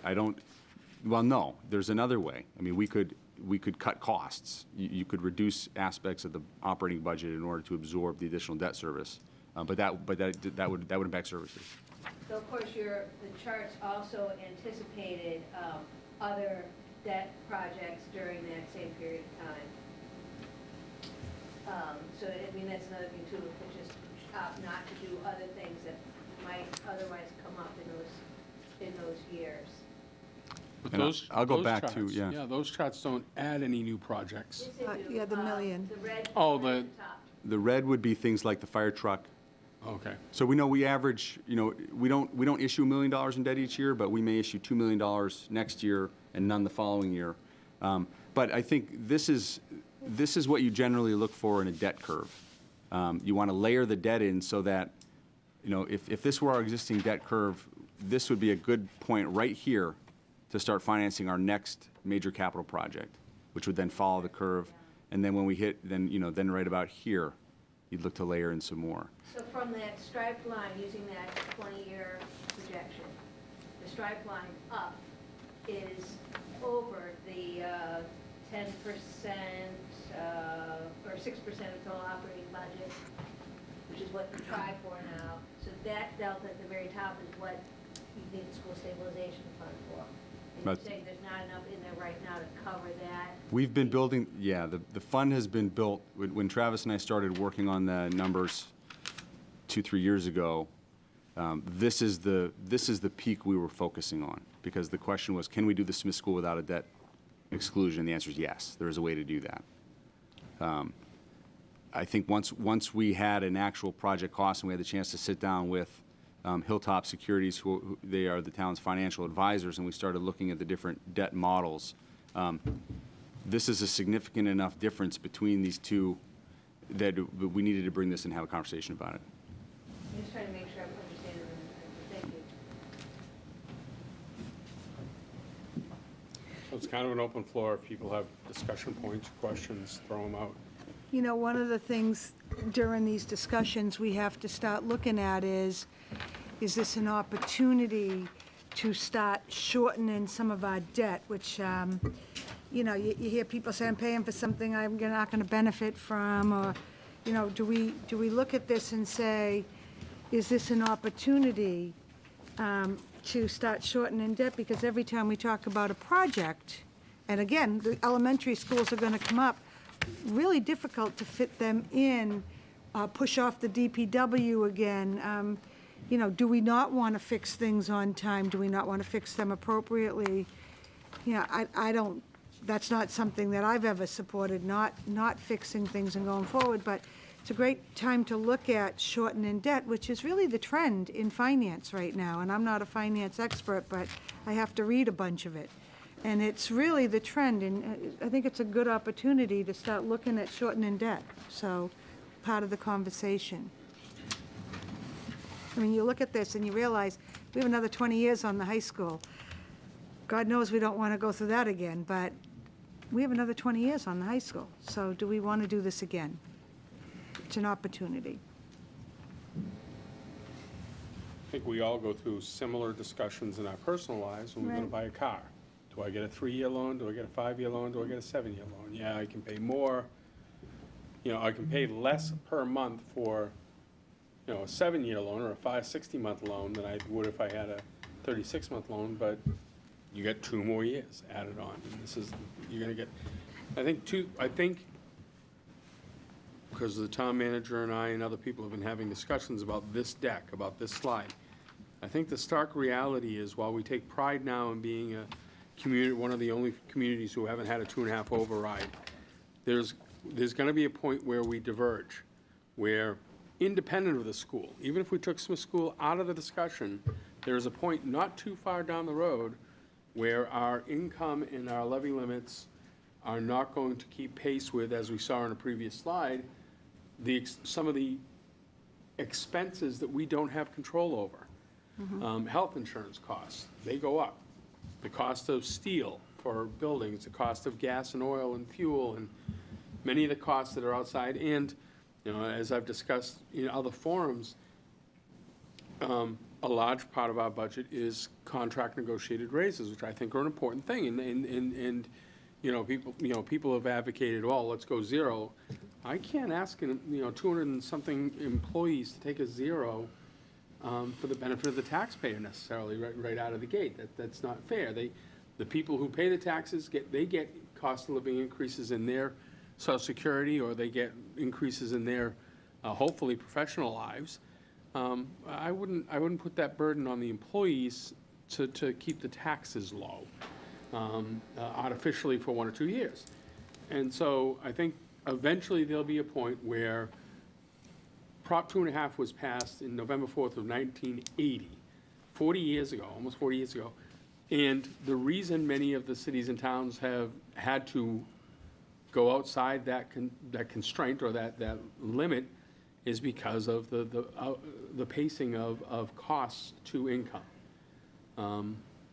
So yes, we could go 20 years, but then it's really is what is the threshold of, I don't want to say pain, what is the threshold or the appetite of the taxpayers to pay a lesser rate for 30 years, but realize they're going to lose they're going to pay $14.3 million more for that 10-year delta. I'm taking those figures off of this sheet. So Yep, are you gonna pay more for a shorter time period, or you can pay less for a longer time period, but ultimately pay more in the long run? So I'm not advocating any direction other than to say that there's a stark reality facing us, could be sooner rather than later, but it's still a reality we're gonna run into.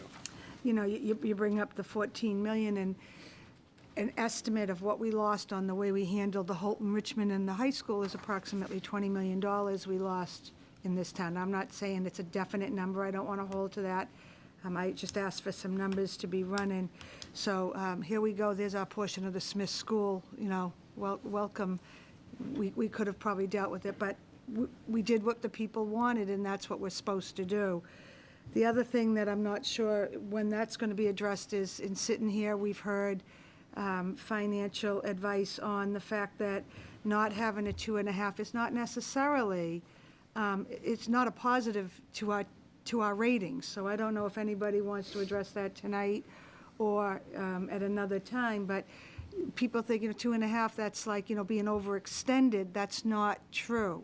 And it's not a negative to us on our finance with our, I believe, Standards and Poor or whatever.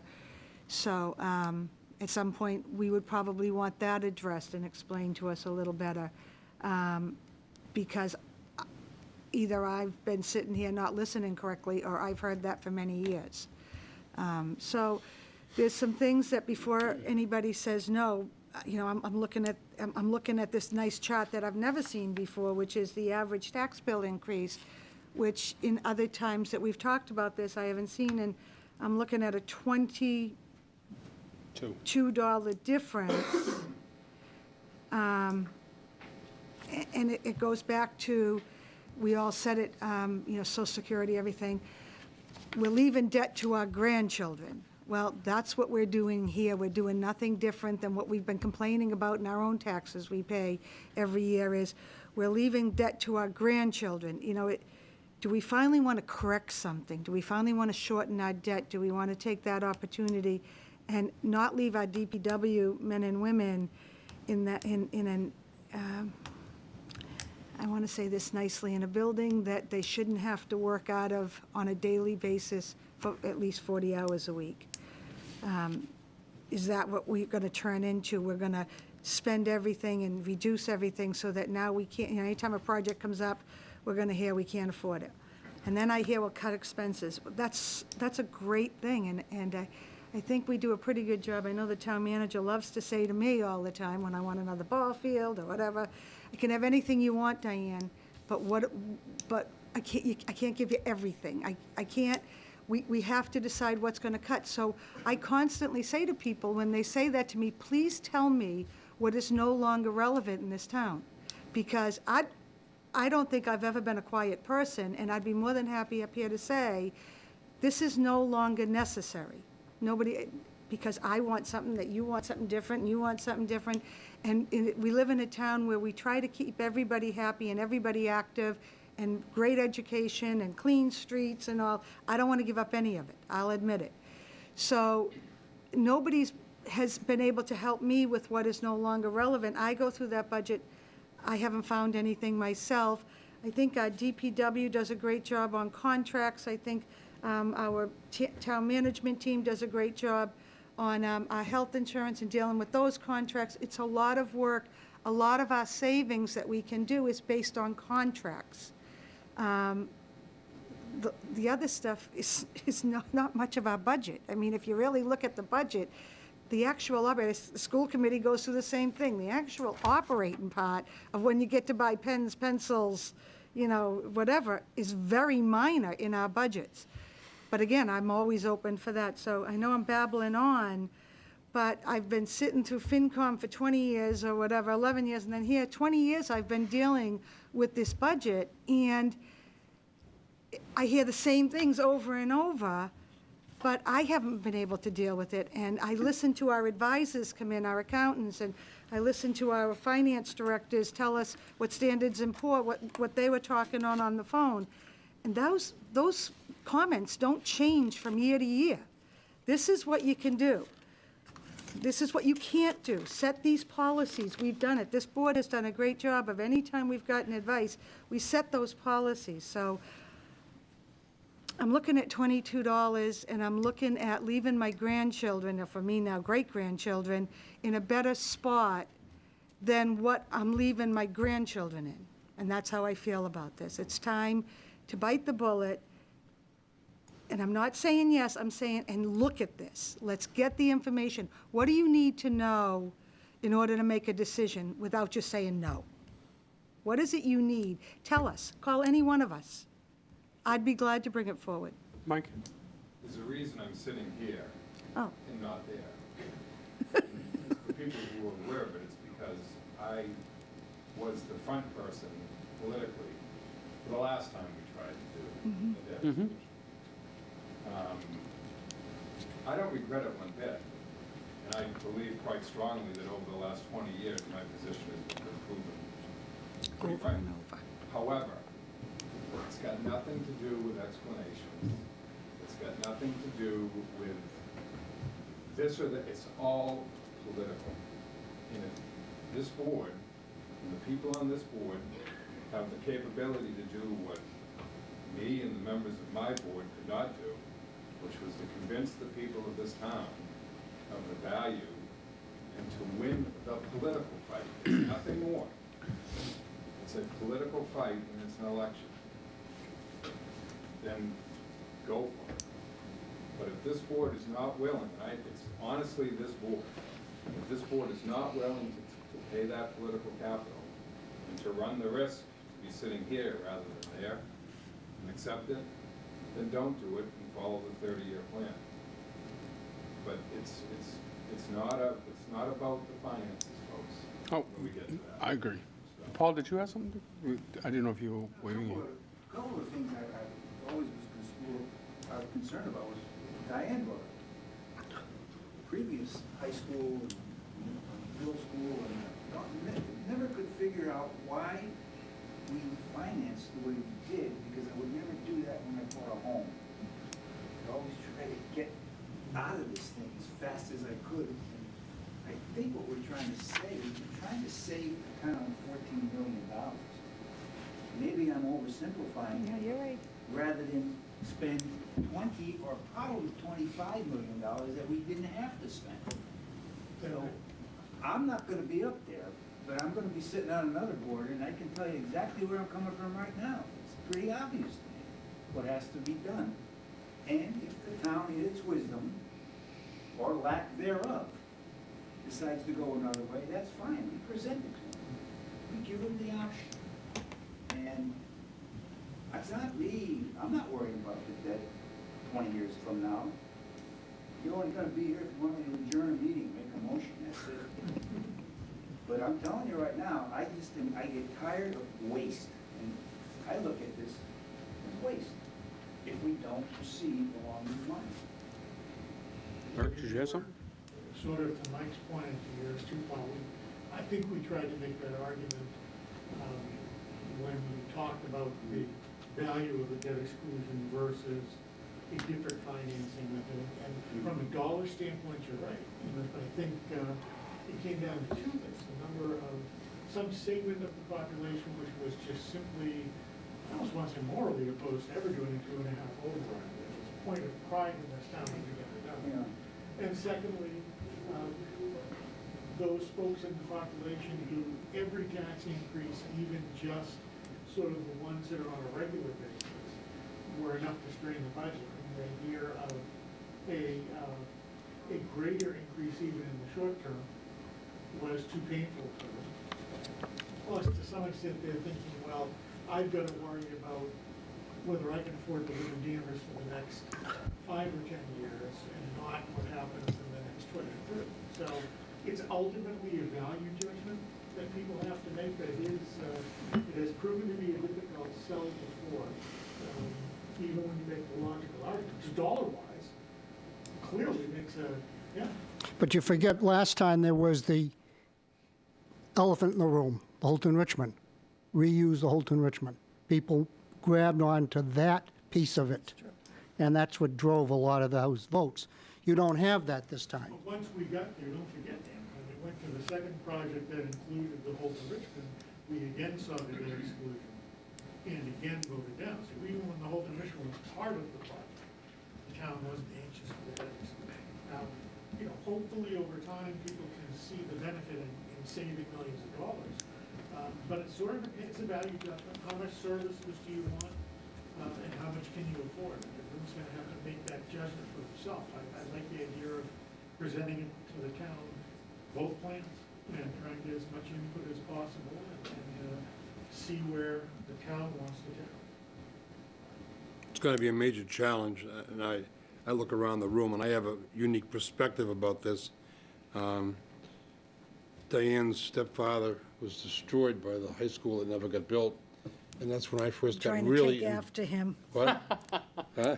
I'm trying to take after him. Yeah, I figure and I'll go with him. I I'll be was unseated really for this. involved in that project back in the 1970s as well. We had real needs for a high school in this community, and it got voted down twice by the town. Personally, I've been paying my taxes to the town of Danvers for a new high school for the last 60 years. I started paying taxes in 1968, maybe before some of you were born in the class out here in the audience. It's a strange perspective that I look at now. I sound like my father, I guess, because I've been around so long, but you've been through this whole process. And I think Paul alluded to one of the points about, you know, getting it paid off. I mean, I'm glad I paid off my mortgage many years ago, and I couldn't afford to live in this town if I had a mortgage on top of all the rest of the expenses. And I'm looking at it from a perspective now, too, of a retired person who I may not be on a totally fixed income, but it's fixed on how well I am, because I can only do so much, and I retired too early from teaching, so I'm not making the extravagant retirements that some of you in the audience are from the town right now, that we're making a lot of money, and, you know, we're lucky to stay around till they're 65. I made a mistake. Okay, we can't keep making mistakes in the community, and I think that there's an opportunity that we have to stand forth and, you know, take our lumps. Maybe I'll be down there with Mike in the audience after this whole thing, or Eric, you know, two of my former star students who I take great pride in, and how well they've dedicated themselves to the community since I started them out in the town. No, not really, just kidding, but they have done a great job. But Paul alluded to something, too, that would, if we are able to stop kicking the can down the road the whole way, it's also going to give us some flexibility, not us, but someone who's going to be here after us, to do something 20 years from now. If we leave this burden to the community for the next 30 years, we're not going to have much to do, much selective to spend on for at least the next 15 years or so. And then once the high school debt goes, there might be some flexibility down there about the year, what is it, 2020, 2037 or something like that. But we're going to paint ourselves into a corner that's going to be very difficult to live, and we all know that for the future. I used to kid Wayne that he had his smoke and mirrors that he got the town by with, and I understand a lot more about the smoke and mirrors now, having been on the board for 13 years. But the smoke is almost all gone. The mirrors are broken, and it's time to start really stepping up and saying, we've got to address the town's needs for the 21st century, and that's our responsibility. And if we don't step on that responsibility now, we've talked about our grandchildren, our great-grandchildren, they're not going to have much to work with. Also, you cannot cut expenses unless you've got something you want to cut from. Every expense we have in the town has a constituency that fought for it. There's nothing in our budget left now that didn't have a very strong constituency 10, 15, 20 years ago. So do you cut out the ball fields? Do you cut out Glen Magna? Do you cut out other things that we've earned in this town over the years, or paid for in this town over the years? It's a big choice we have to make. And it's going to be difficult, especially for those older people like myself, or David, or Mr. Getchell out there, or Mr. Bradstreet, who are on fixed incomes, because it's difficult to continue to live in this town, because it isn't cheap to live here. But we have a great community. We want to keep it that way, I think. So I think it's going to be worth the political baggage. We're going to just put our names out there and say, are we going to do this or not? We have a very stable Board of Selectmen right now, all of us have extensive background in this town. That may not have been so 15, 20 years ago when other debt exclusions were made. There were people that were in there kind of reactively and hadn't served that many years in the town to get experience. Not that that's the only criteria we should have, but we certainly have experience here. And I think that we know where we'd like to see the future of the town go. Now, the easy answer is sell and move out and go away. And I could have done that with the development behind me right now. I'm not very happy about what's going on in the town, and to myself personally. However, I like to stick it out. I think a lot of us are fighters. I had a long talk with your stepfather the other day about what happened back then, you know, and he's still pissed about what happened. And I don't Little blame him, bit. because he worked very, very hard over a number of years. And back then, we had 43 kids in a classroom at the Great Oak School in the auditorium with one teacher and one teacher aide. We had classes on the stages of the Smith School, the Thorpe School. It was a very, very difficult situation to work under. And I think we've got to address this. This system of the Smith School is so important because we have to, first of all, build the school that's going to be big enough for the future. It looks like we're a pretty stable community. We once before did finally build a school at the high school for a larger expanding population, and the population stopped growing. We never needed the space that we had at the combined high school, Dunn High School. There was possibility there for 2,500 people, core facilities. We had, what, close to 2,000 there, I think, at one time in the high school, maybe in the mid-'70s. We're at a dilemma. There's no more options out there really for us. And if there is an option out there, it's going to be a very much reduced appropriateness for our community. I'd like to see us pursue this. And if we have to do the 30 years to stay within the budget, we're going to jeopardize a lot of things in the future for this town. DPW garage, being able to keep the level of services the way they are, the trash collection the way it is, and other things that we live for in this town. I've spoken too long tonight. Thank you. So if I may ask, Mr. Chairman, through you to the town manager, as we go forward with the discussion, can we look at some places where we can do some tweaking to free up additional cash, i.e. the retirement contribution, where we want to level fund it by 2035, but we have the ability to stretch that out? Will some of that funds be able to, instead of going there, come into another fund to help pay for the school? So, in other words, have you exhausted all opportunities to pay for this project? Is there anything else out there that you can tweak to raise some additional funds for our stabilization fund? I think that I'm hesitant to say we can do much with the retirement. Well, I just said, only for because- yeah. example. But I think the healthcare budget is about twice the size of the retirement budget, and that's when we have much more local control over. We can work with the IAC to look at plan design changes, and I think we could achieve some savings there. There are very few budget drivers where we have that sort of capacity, but healthcare would be one, and that's a process that's already ongoing. We have some meetings scheduled for January to continue down that path. So you have an aggressive timeline to move forwards with this project. Correct. So I guess it behooves us to look at those cost drivers to see if there is anything that we can say we can find this money or we can't. And if you can't find it, then that's fine, but. If we were to renegotiate the health plan, those savings wouldn't materialize for the budget that we're starting now. Correct. It would be for a year out from now. Right, but we're that would talking still about align 20 us. years, 30 Correct. years, so. And I think that is a long-term, that is a savings area we'd like to lock in for the long term, because we do have flexibility in that area. On page 11, you talk about, under the community indicator property value estimates, you talk about increasing revenues going forwards. Sorry, Dan, what page? Page 11 is. Page 11 at the bottom right? I guessed at the page number. Okay. Community indicator property value we go. estimates. I mean, you're looking to increase revenues. What would you do with those revenues if you did increase them? Where could you put them? Do you need them just to continue with contracts, health insurance, et cetera, or can you put some of that into another stabilization fund? No, I think, I mean, if this debt were excluded, we would have the ability, we would still want to use the school stabilization fund to buy down that debt.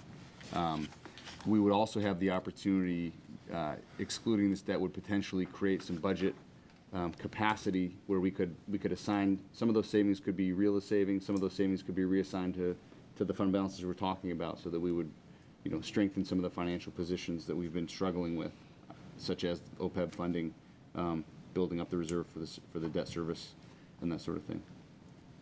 So at the end of the day, we can't have everything. We have to decide what it is we need and what it is we want. And I always feel it's best to pay for what you need, not what you want. Yep. So I think this room is, Mike's right, this is a completely political discussion. And the people in this room volunteer their time for the betterment of the town, whose horizon is not the next tax bill. We're all taxpayers in this town. Everything we do affects us as well as everybody else. And I don't think, people on the school committee aren't thinking about the next school year, they're thinking about the next millennial. The people on the planning board, same thing. The people, retirement isn't about this year or next year. It's about what's our OPEB? When are we going to pay it off? What's the long-term view? So I think, well, I agree with you, Mike, that one of the rally cries was about the Holton, reuse the Holton. I think that was a convenient rally cry. I think that was, it was a way for people to verbalize no new taxes. And in the difficult, and many of us were veterans of the last two debt exclusions, which kept getting stated as a 2.5 override. We know there's a distinction. We know there's a difference in this room. But the bumper sticker, quick slogan, the tagline was no new taxes. And we have to figure out if we can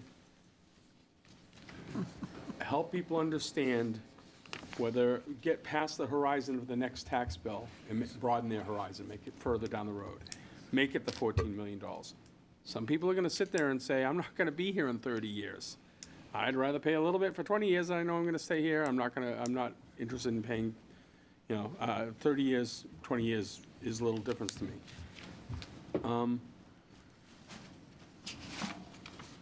It is, I think it's a good discussion, and I think it's one that we have to lay before before the town meeting or townspeople to understand what their temperature is about whether they're willing to, forego, and it's a tough decision, it's a tough discussion. What services are we gonna give up? We went through this when we had a tough financial time unrelated to the debt exclusion.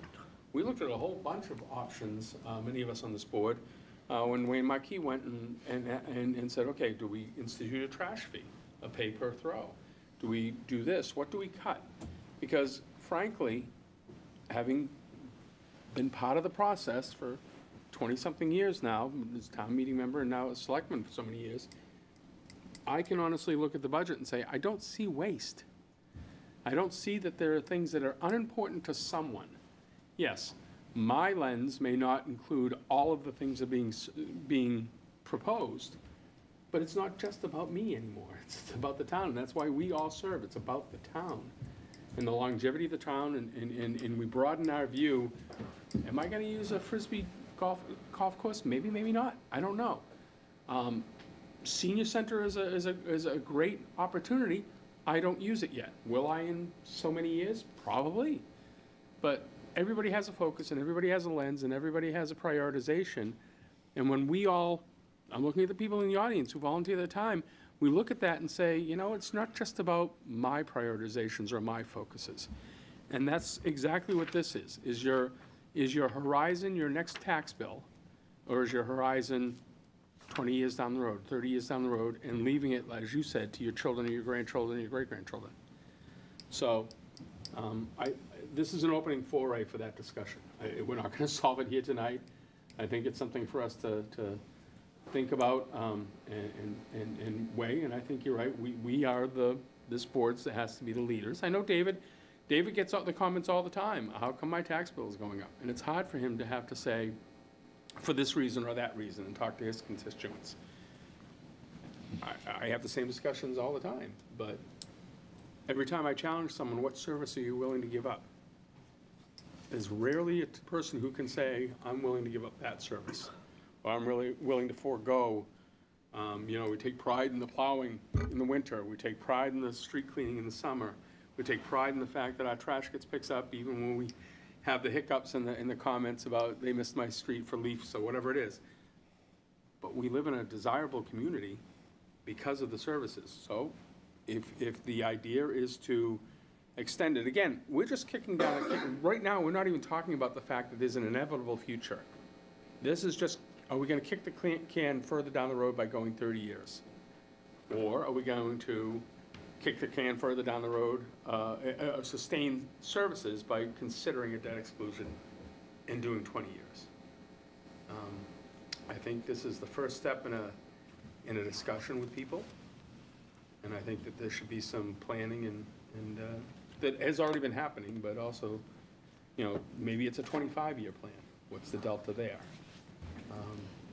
So I'm interested in hearing what comes of this meeting and what comes of your assessment and considerations and coming back. I agree, Mike, we have to be, this side of the desk has to be the leaders, but it's actually, all of us have to be foursquare behind this.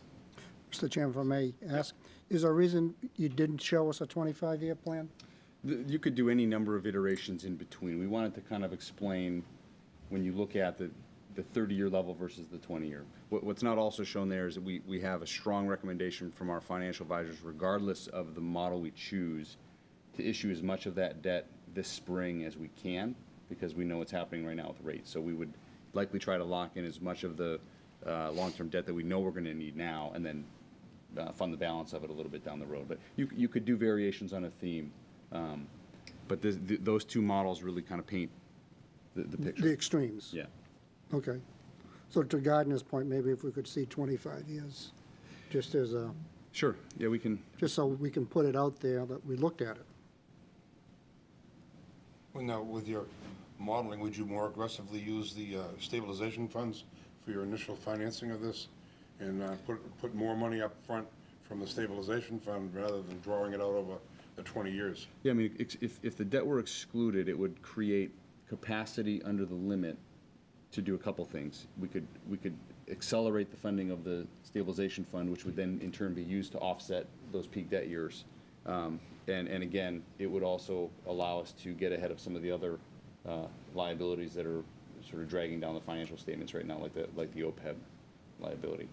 But and again, I think the kind of the modeling out the 30 versus the 20s to show, if you were to do 25 and try to fit it beneath, you'd still be in the same boat you'd end up in with the 30-year, where you'd be assigning more and more of the levy limit to debt service, which in turn would put pressure on other things, services that people have expressed support for. You could also exclude a 25-year, and you'd end up with a slightly different savings number than the 14 million.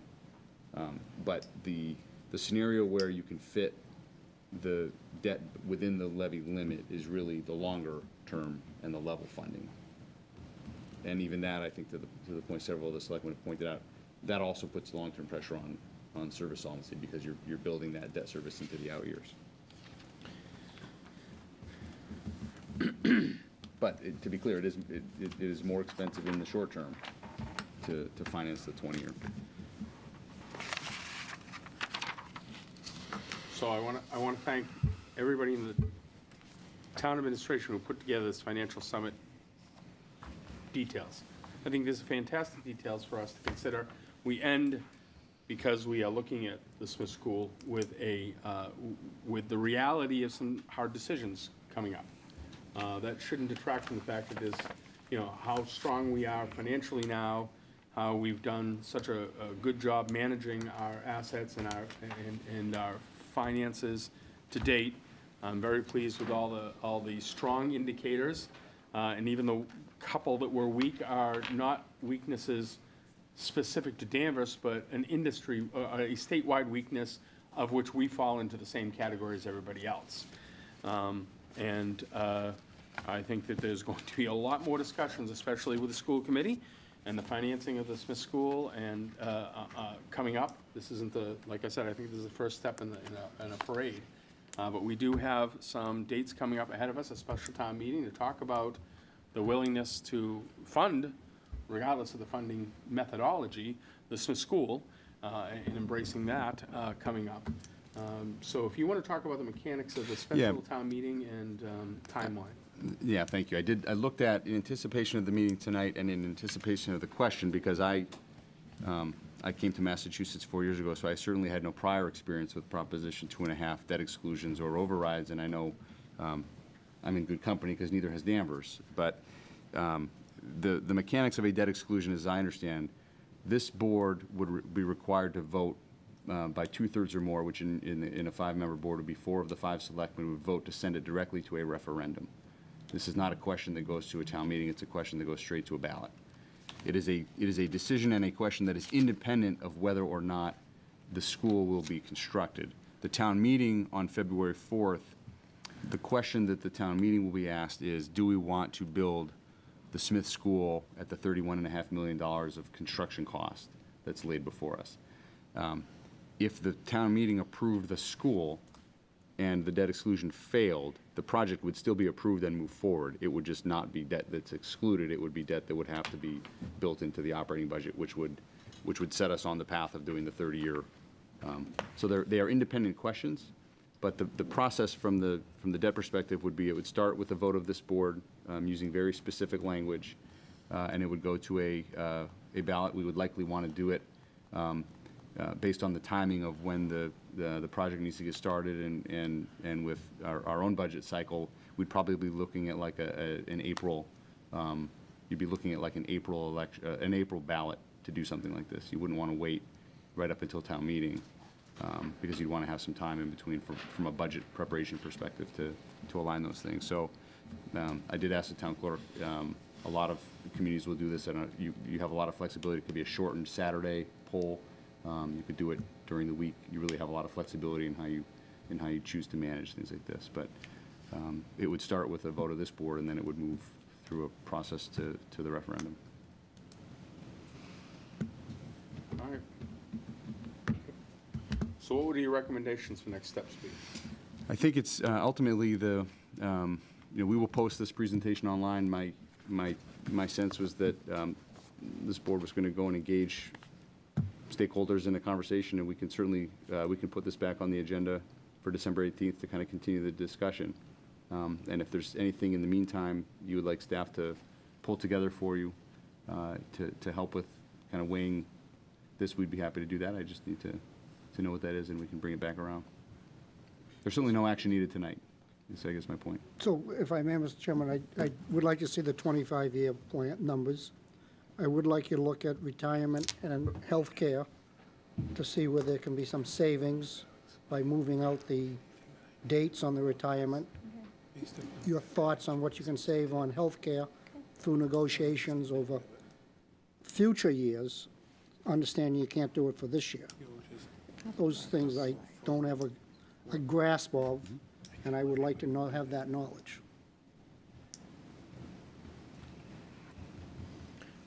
Other board I members? think the or is it- community would like to have that knowledge. Yeah, personally, I don't think we were intending to make any kind of decision Right. tonight. This is, get the information out there. I think we're all going to go off to our various constituencies and people we talk to and coffee shop and try to feel out the direction that people are going to accept or not. I think it's also, like I said, I know the people in this room who are here from various boards and committees, I would expect that they too would do the same, talk with their friends, talk with the, taxpayers, talk with the person in the line at coffee, and say, what's your appetite for this? If we find there isn't an appetite, if we find that we're going to, run into a buzzsaw, and again, I look at recent activities and decisions that to many of us seem sound, fiscally sound, but again, long-term fiscally sound, versus short-term, what's in my paycheck, what's in my checkbook, what's the next bill I have to pay. And I'd like to hear what everybody has to say about this. It's not, not just our individual circles.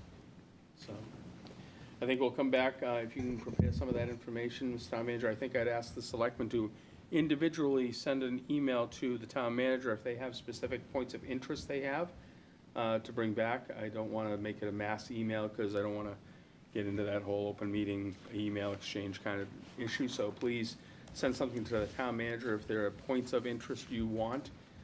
If there are data points or, information you would like to see modeled or explained so that you can have an informed discussion with people you talk to.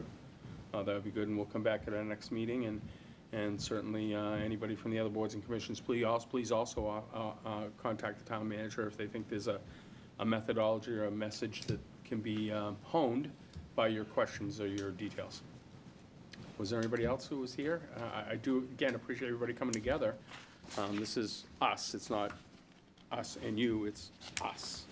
So thank you for joining us. Very good. I guess we'll have to go back to our regular agenda now. Yes, we will.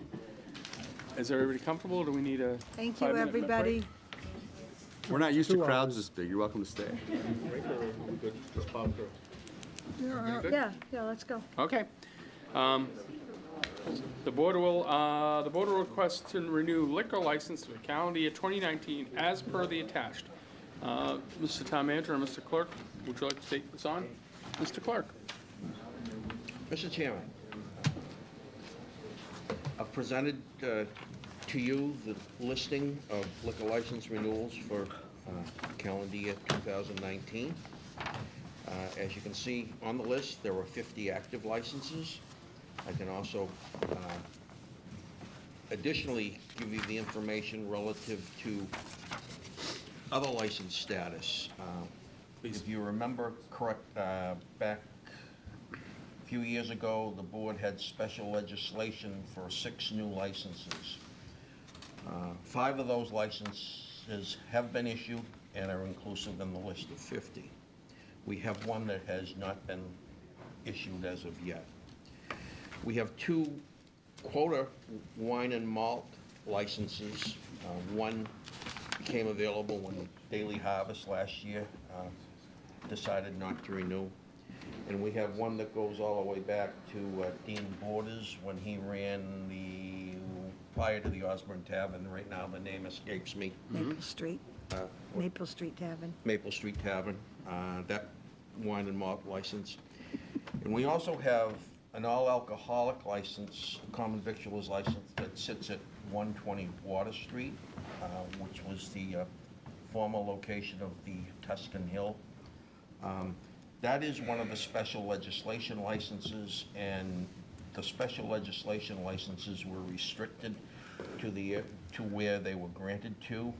Tuscan Hills ceased operating relatively speaking about a year and a half ago, and it sits there. So the possibility exists of a restaurant to locate at that location. Doesn't guarantee them a license. They would still have to go through the normal application process through the board, but that license does sit down there. As for the special legislation that was recently passed for 10 new licenses, I understand that both sides of the legislature have approved it, and it's waiting to be signed by the governor, as I understand it. That would give us 10 additional licenses, and what we presented on those 10 licenses to get us away from the more restrictive requirements under the legislation for the 6, we basically divided the town into two sections, Section A, Section B for discussion purposes. So if the board were to issue one of these new licenses in Section A, and that restaurant stopped operating, the board could reissue that license within Section A, so it's less restrictive than the first. So that's a little bit of a discussion and explanation as to where we sit with the licenses. Tonight, I sit here to try to answer any question that you might have, but what I would respectfully request is a vote from the board on these licenses as presented, so that the renewal process can be finalized and these facilities and restaurants will be able to operate as of January 1st. I can say all applications were received timely, and all the information that is required of each applicant is on file. So I was going to ask you to remind us of the process, how these get renewed, when they have to come in and pick them up, so on and so forth. The renewal process starts on October 1st. We get the renewals from the ABCC. We send the renewal applications out to the individual license holders, and they're required to get them back to the licensing board, or to the clerk of the licensing board by close of business on the last day of November. They have all done that, and here we sit this evening. I've presented these licenses to you for your action. Thank you. Mr. Chairman, just for clarification, we have a number of asterisks, 2s and 1s. Can we get a explanation? Third one down, American Multi-Cinema. Fourth one down to High Street Tavern. And then Lucky Ding, Kelly's Roast Beef. So Those are special quota licenses. those are all the special, but there's a 2 and a 1 asterisk. Swansea was done by itself, that was a separate entity. Yes, Otherwise, Swansea was their own special legislation. And McKinnon's as well. That is Okay, correct. those are Right. their own. Thank you. Thank you. Okay. Joe, I got a question.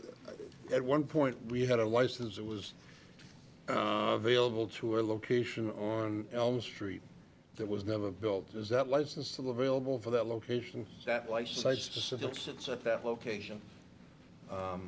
And Toy it's- store. It hasn't The been toy, used. It was the special. consignment shop, basically. Basically, yeah, where that secondhand clothes, Yeah. the garment shop is. So that's another potential. That was if- special legislation that was filed with no knowledge of the town. Right. By Jack Momola. Yeah, He had in his mind that he was gonna resurrect Natalie's. yeah. And the only issue was, he used that location, but he and the landlord did not agree on the rental of the property, so that license does sit there, but that license could only be exercised at that location. And that there's some technical issues there, because it isn't something that the board supported, so we might have to there might have to be some tweaking of the legislation, but there is a possibility. Thank you. Questions, discussions? Yeah, I've got a question. Number 20, K&S Golf Management, Inc. Is that one operating now? Because I know they came before us. They have been operating for about 3 weeks. Okay, so And it I'm is. going to give them a plug. Their food is very good. Good. The owner comes around and asks people. Yeah. Really, I'm going to give him their plug because he doesn't have his official opening. He's going to wait till after the holidays. But really, anybody that has a chance, stop in. It's very good. I Endicott did. Grill. I stopped in as well, and the apps were good. Mr. Chairman, there were some unforeseen facility building difficulties, and that caused them to be delayed in opening. Okay, and number 26, I had asked Joe a clarification, because it was my understanding that the manager of record was no longer involved with that license. And you tell me that this paperwork already submitted to change manager? That is correct. The Sam and Joe's facility has had a reorganization, and there is a change of manager application For the through 18th the pipe, first? following through the pipeline, and hopefully we'll have it before you on the 18th. So if we vote this tonight, it can go through that process? and It will go won't through have that a- process, separate and independent of the Okay. action tonight. You want to do the other one? Yeah, Mr. Chairman, if I may, I'd like to make a motion that we approve the liquor license renewals for 2019 as presented, with the exception of number 23, Osborne's Tavern, to be pulled out for separate conversation. I second that motion. Can we just have the conversation? We can have the conversation if you'd like. Yeah. Why don't we Okay. just have the conversation? So we asked, this board voted 5-0 to have Osborne Tavern before us at our next meeting, which is tonight, and they're not here. So let me speak And to that. there wasn't any caveat subject to their availability or this or that. It was, they were supposed to be before us. So let me speak to that because that was a decision that the chairman of the board made. We had heard from Osborne Tavern principals, of which this board said they wanted the principals here. One was unavailable and specifically requested to be party to that discussion. They gave a compelling reason that I'm not going to share publicly with, but as it is the purview of the chairman to set the agenda, I felt it reasonable to push it off. I spoke with town management, and we came to that conclusion. This is something, obviously, I can't pull the board together for a reconsideration vote, but again, it has been historically the purview of the chairman to set the agenda. In this case, we moved it off to the 18th. Yeah, but in my opinion, you ignored the will of the board. You have the right to set the agenda, but not to exclude something that the board voted on to be here. It's an entirely different matter of putting disagree. something on the agenda that deals with reappointments, items of interest. I disagree. We haven't had any in the past, any guidelines or any restrictions on what the chairman can change on the agenda. I pushed it off for 2 weeks. The principal couldn't be here. You asked for the principal to be here, and they were unavailable to be here. And again, I talked with the town manager. We talked about the issue. Certainly, I couldn't have polled you in an email. That would have been inappropriate and outside the open meeting laws. I made a chairmanship decision, which I feel is squarely in my purview. I'm upset about this, but I'll let that ride. But I have a question as to who would make a decision about the appropriateness of all the members sitting on this board to even make a decision on that particular license, because there may be a conflict of interest, as one of the members of the board may have been an employee of this particular location. So, Can you elaborate? Because, and the reason I'm asked, Bill, is... it's my understanding that you have been a hired entertainer in that location. Is that Not for Osborne Tavern, I have not. Okay, all right. That is inaccurate. Then I I'm going guess- to ask that if you're going to make those kind of statements, that you clearly bring it out, because I don't want... bringing it out tonight. Okay. And I was concerned that there might be a conflict of interest with you with this license. I have been a patron there. I have never been a I'm paid sure we all employee have. of that, Okay, of that's that establishment. Okay, I had thought that I had heard you had played down there for their entertainment. My band is 7 pieces. We cannot fit in that bar. It's fine, okay, no problem. But I too, like Dan, would like to have been known, I'd like to have known that we weren't going to be answering this particular, voting on this particular license tonight. And the day there- before the packets went out, the decision was made, and when the packets went out the next day, I could have told you, I could have emailed you and say, this is not going to be on the agenda, but you got the packet the next day. But you could have responded to my individual email. I could have. You could have. You chose That would not have been to. appropriate, I think, because I was astounded. You asked Steve the question, why aren't they on there? And Steve said Gardner made a decision. I could have then reached out and told He you, deferred. there is a He reason. deferred me to you Okay. for a response. I didn't get a response, I assumed, because you had already discussed it with another member of the board, and you didn't want to get involved in the open meeting law, but apparently you just chose to ignore my email. You could take that perception if you'd like. So I guess I should make a comment that when I was chairman, the agenda was something that I sat and did, so I have no problem with that part. And whatever the discussion was, I'm assuming that you've set another date, and It's the 18th. then the 18th is set. So there has been no violation at this point, and I don't know why we would single them out. So I won't support not renewing. When they come in front of us the 18th, we deal with. I asked it to be withdrawn for discussion. You asked for the Okay. discussion to go forwards. to go We've forward. had that discussion per your request. Yep, nope, that's good. Honestly, I just feel that if the discussion is, does the chairman have the right, I think, my opinion is so, unless somebody can tell me differently. But I did not have We that have a conversation. disagreement. I didn't have a conversation with Gardner, but I respect that he has the right to do this.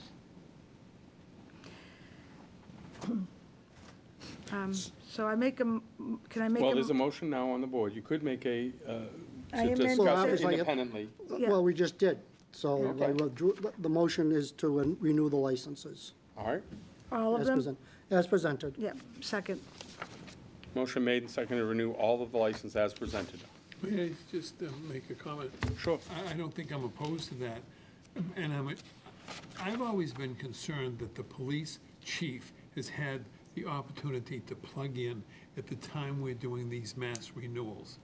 I'm now, because of the contact between the police and Joe Collins, I'm assuming that if there were any problem with one of the license holders that was a matter of concern to the police, then Joe would have been notified, and he wouldn't say that the papers were in order. But in the future, I kind of would like to know that the police chief has looked at the list and is comfortable that there's nothing outstanding that should be brought to our attention before, this wholesale vote on the licenses. And is it my understanding that Osborne Tavern is going to appear at the next meeting? Yes. Okay, then I have nothing further to say on the motion. Thank you. The motion is to accept all of the ones as presented. Is there any more discussion on the motion? All in favor? Aye. Opposed? Thank you. Thank you. Thank you.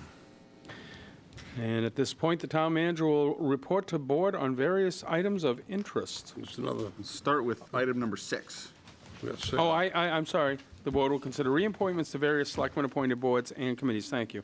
So this, the memorandum that Ann Freitas in my office presented for your review tonight is substantively the same as the one you received at the last meeting, with the exception of the Historic District Commission at the bottom. The first 5 committees, Danvers Affordable Housing Trust, Cable Advisory Committee, which has no recommended reappointments right now, Committee for Human Rights and Inclusion, Board of Registrars, and the Zoning Board of Appeals, are all members that are up for reappointment and have been members in good standing and have the support of the staff who are assigned to those committees have reported that these have been, good members of these committees. So the recommendation would be to renew Carla King, Garner Trask, Sally Calhoun to the Affordable Housing Trust. Not Sally. Sally's not gonna, she doesn't want to be Sally appointed. is not to be reappointed. Thank you. That's noted right there.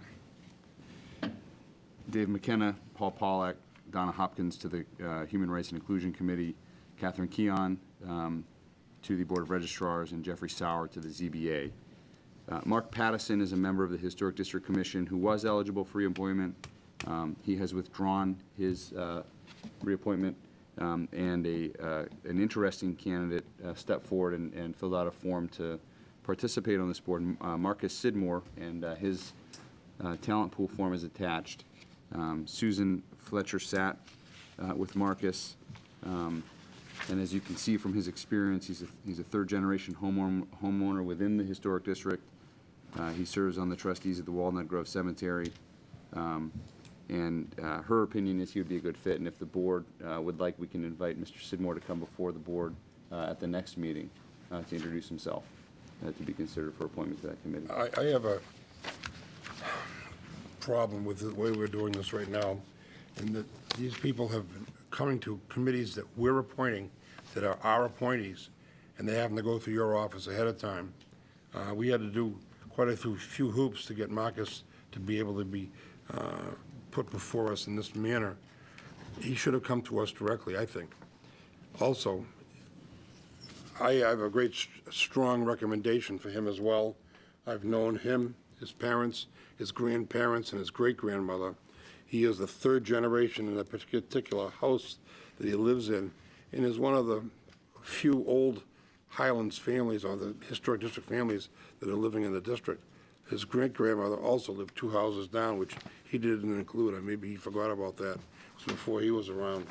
I think he'd be an excellent candidate, and this is Mark Pattison was the person that I did not want us to reappoint for personal reasons, that he and I both know about, and he withdrew. I don't know why we can't name all these people tonight.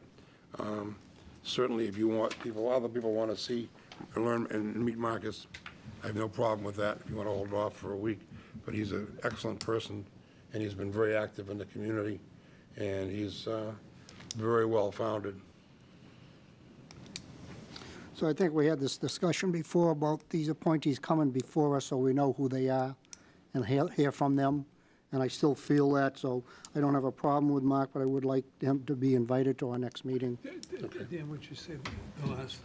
So I would like Mark to be invited to our next meeting, Marcus, so we can, Yeah. I've known them going back to no, Marcus Sidmore, yep. oh, yeah, Highlands before Skidmore, I'm sorry, Sidmore, yeah. Yep. Sidmore. Yeah. So we had that conversation before about having folks come before us before we appoint them. And I would like to invite him before we appoint him, to meet him. And I have no problem with all the other appointments. So I agree with Dan that we did set a precedent. We did set a kind of a de facto policy. We'd like to see new people come before us. I fully respect it, that he has your support and your backing, but I don't know.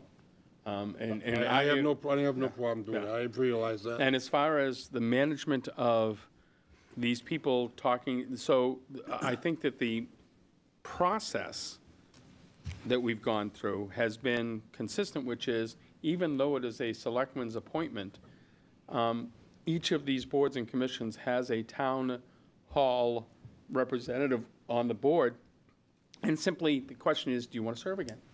I was asked, do I want to serve again? Kyle was asked, does she want to serve again? Sally was asked, and Sally said, no, for personal reasons, she's going to forego being reappointed. And that and I don't think a candidate has come before us for reappointment that the town hall has suggested otherwise. I think that it's just the administrative aspect of it, similar to the historic district. If you start having them going to individual members, we get back into the dicey open meeting issue. So I don't mind the mechanics and the process of starting with town hall in a vetting process. But I would like to make sure that anyone who does want to serve on a committee that is named by the selectmen have their name forwarded to us, because I don't want to see them shut out if a staff member at the town hall doesn't approve of their being on the committee. Sure, that's reasonable. So I think I made the motion that we approve all the appointments as presented except the Historic District Commission. Second. Motion made and seconded. Is there any more discussion on that motion? May I just say, in communicating with Mr. Sidmore, just so that it's gently said that he wasn't rejected, that it's consistent with the board's practice to invite persons, to be appointed to come before and ask him if he would be kind enough to do that, as opposed to say, you were rejected. No, we're not rejecting Not them, no, rejecting, no. we're just No, not voting on it. just- Okay. David, to put your mind, Ann will handle that much more delicately than I Why ever don't we leave could. it up to Ann? He'll be in good hands. So the motion is to appoint everybody all through down to the Historic District Commission, invite Mr. Sidmore to come before the meeting of the board. Well said. Grandfather. All in favor? Aye. Aye, opposed. I'd like to take the opportunity to thank Sally Calhoun for her years of dedicated service on the Housing Trust. I believe she started actually with the Affordable Housing Committee. Her expertise as a lawyer really lended itself. One of the nice things about the trust is we happen to have professionals in different areas of expertise, hers being real estate and law. And we will miss her expertise and her sage counsel. As such, we will look to the talent pool and Mr. Bartha, and open up to the public the fact that we do need we have an available slot on the Affordable Housing Trust. You don't have to be a lawyer, certainly not. So if you have interest in joining that board, you can contact Steve. I am the chairman. If I get reappointed tonight, you can contact me as well, and we'll make sure your application gets through the process. Didn't you get, Oh, I just got reappointed. reappointed? I did yeah. get reappointed. They got elected chairman, though. Oh, but so because I know this is I don't want to say concern, because it is a administrative point you have brought up in the past. We did have our annual elections 2 meetings ago, subject to reappointment. So I am the chairman again, and Carla King is the, So if we didn't reappoint you, you they would have had another election. Sounds so. good. Okay? I just, because I know you were concerned about, no, again, concern's not Next the right word. agenda item. All right, town manager will report to the board on various items of interest. I'll keep this pretty short. You received a couple of documents with your materials tonight. The first is an updated evaluation form for the current year based on the discussion at our last meeting. I've highlighted in yellow the areas that were tweaked a little bit. You'll see the 5 major strategic objectives up top with the weighting we discussed at the last meeting. The rating scale has been modified to reflect the language that was agreed upon by the board at the last meeting. That change has also been modified in the materials that were sent out to all of the department and division heads this past week. And then I think a minor but important tweak for we've shifted the weighting a little bit for the performance objectives and the strategic objectives and the operational objectives, and the rationale there being particularly for the department division heads. These 5 categories really form the foundation of what they're expected to be proficient in to do their jobs, and the projects change from year to year. So it's a 10% shift from one to the other, but this would propose 50% of the evaluation to be based on those 5 performance areas, and then 40% for the strategic and major objectives. I think that's more important for the division heads than it is for mine personally, because they choose 2 major objectives and I have 5. So I like to have the 50% weighting down for the 5 job categories as opposed to the 2 projects. And so if there are no questions, or if there are questions, I'm happy to answer those. This I think reflects the discussion from our last meeting, except for the shifting of the weight. You'll notice at the bottom, board and committee training, which was brought up at the last meeting, has now been included under the general management. Conservation Commission. I do have a question on number 5, which is to work with the alarm list to preserve Rebecca Nurse Homestead. It seems definitive that there'll be a preservation. I guess it's, or does the board consider that work to your best of the ability to do so? Might be that Seek to? incorporate a preservation restriction or preservation easement on the property, or a recreational easement, knowing, my fear is that that property is not protected in perpetuity. Some people thought it was, and it's not. There's ways that it could end up being 84 condominiums, which I don't think many people want to see happen down there. That's why I was pushing this, because I'd like to see this being taken care of as we're working with them with the water potential source there. So I'm not questioning the actual measure, I'm not the performance objective. I'm questioning whether it is broad enough to allow that if it doesn't happen, if the preservation isn't done by this time next year, are we able to say Steve did his best effort to do that? He could, yeah, because you got to apply, you may have to apply to the state for a grant, you might Right. have to apply for state, and you may get rejected. You may be put on a waiting list. It depends. There's 2 routes. You can go the historic preservation, or you can go agricultural preservation restriction on the land. Either way can be done through the state, through different departments in the state. Would the suggestion perhaps, Gardner, be that it would be to explore preservation of Explore, yeah. the Something. Because homestead with the The alarm? language They might seems not too want it. restrictive. Yeah. I want to that's rate better. you if things are going well and there's You're right. good progress and a light at the end of the tunnel and you've worked hard on it, just the fact that it isn't preserved shouldn't make it a 0. You're right.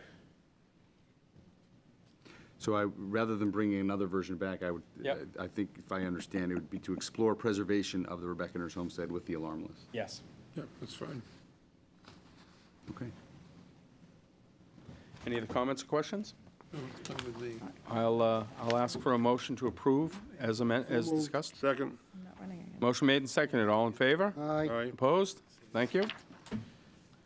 A couple of other quick ones. It's that time of year. We remind all of our employees and our vendors that we do not accept gifts at Town Hall. The state law says you can accept a gift valued at up to $50 here in town.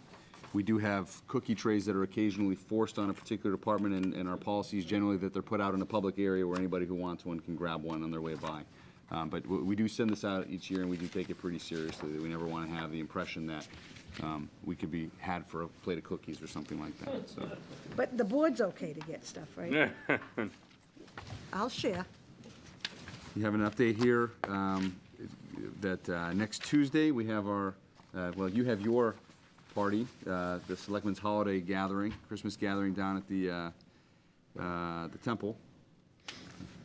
And I know Joe and his staff have been working very hard to put together what should be another excellent get-together. 4:30 to 7 next Tuesday. And we will have Falcon Eyes a cappella there to perform again. That's It was good. introduced last year and it was quite nice. That liquor manager on there was a shady character, you know. I hope he's got. One day?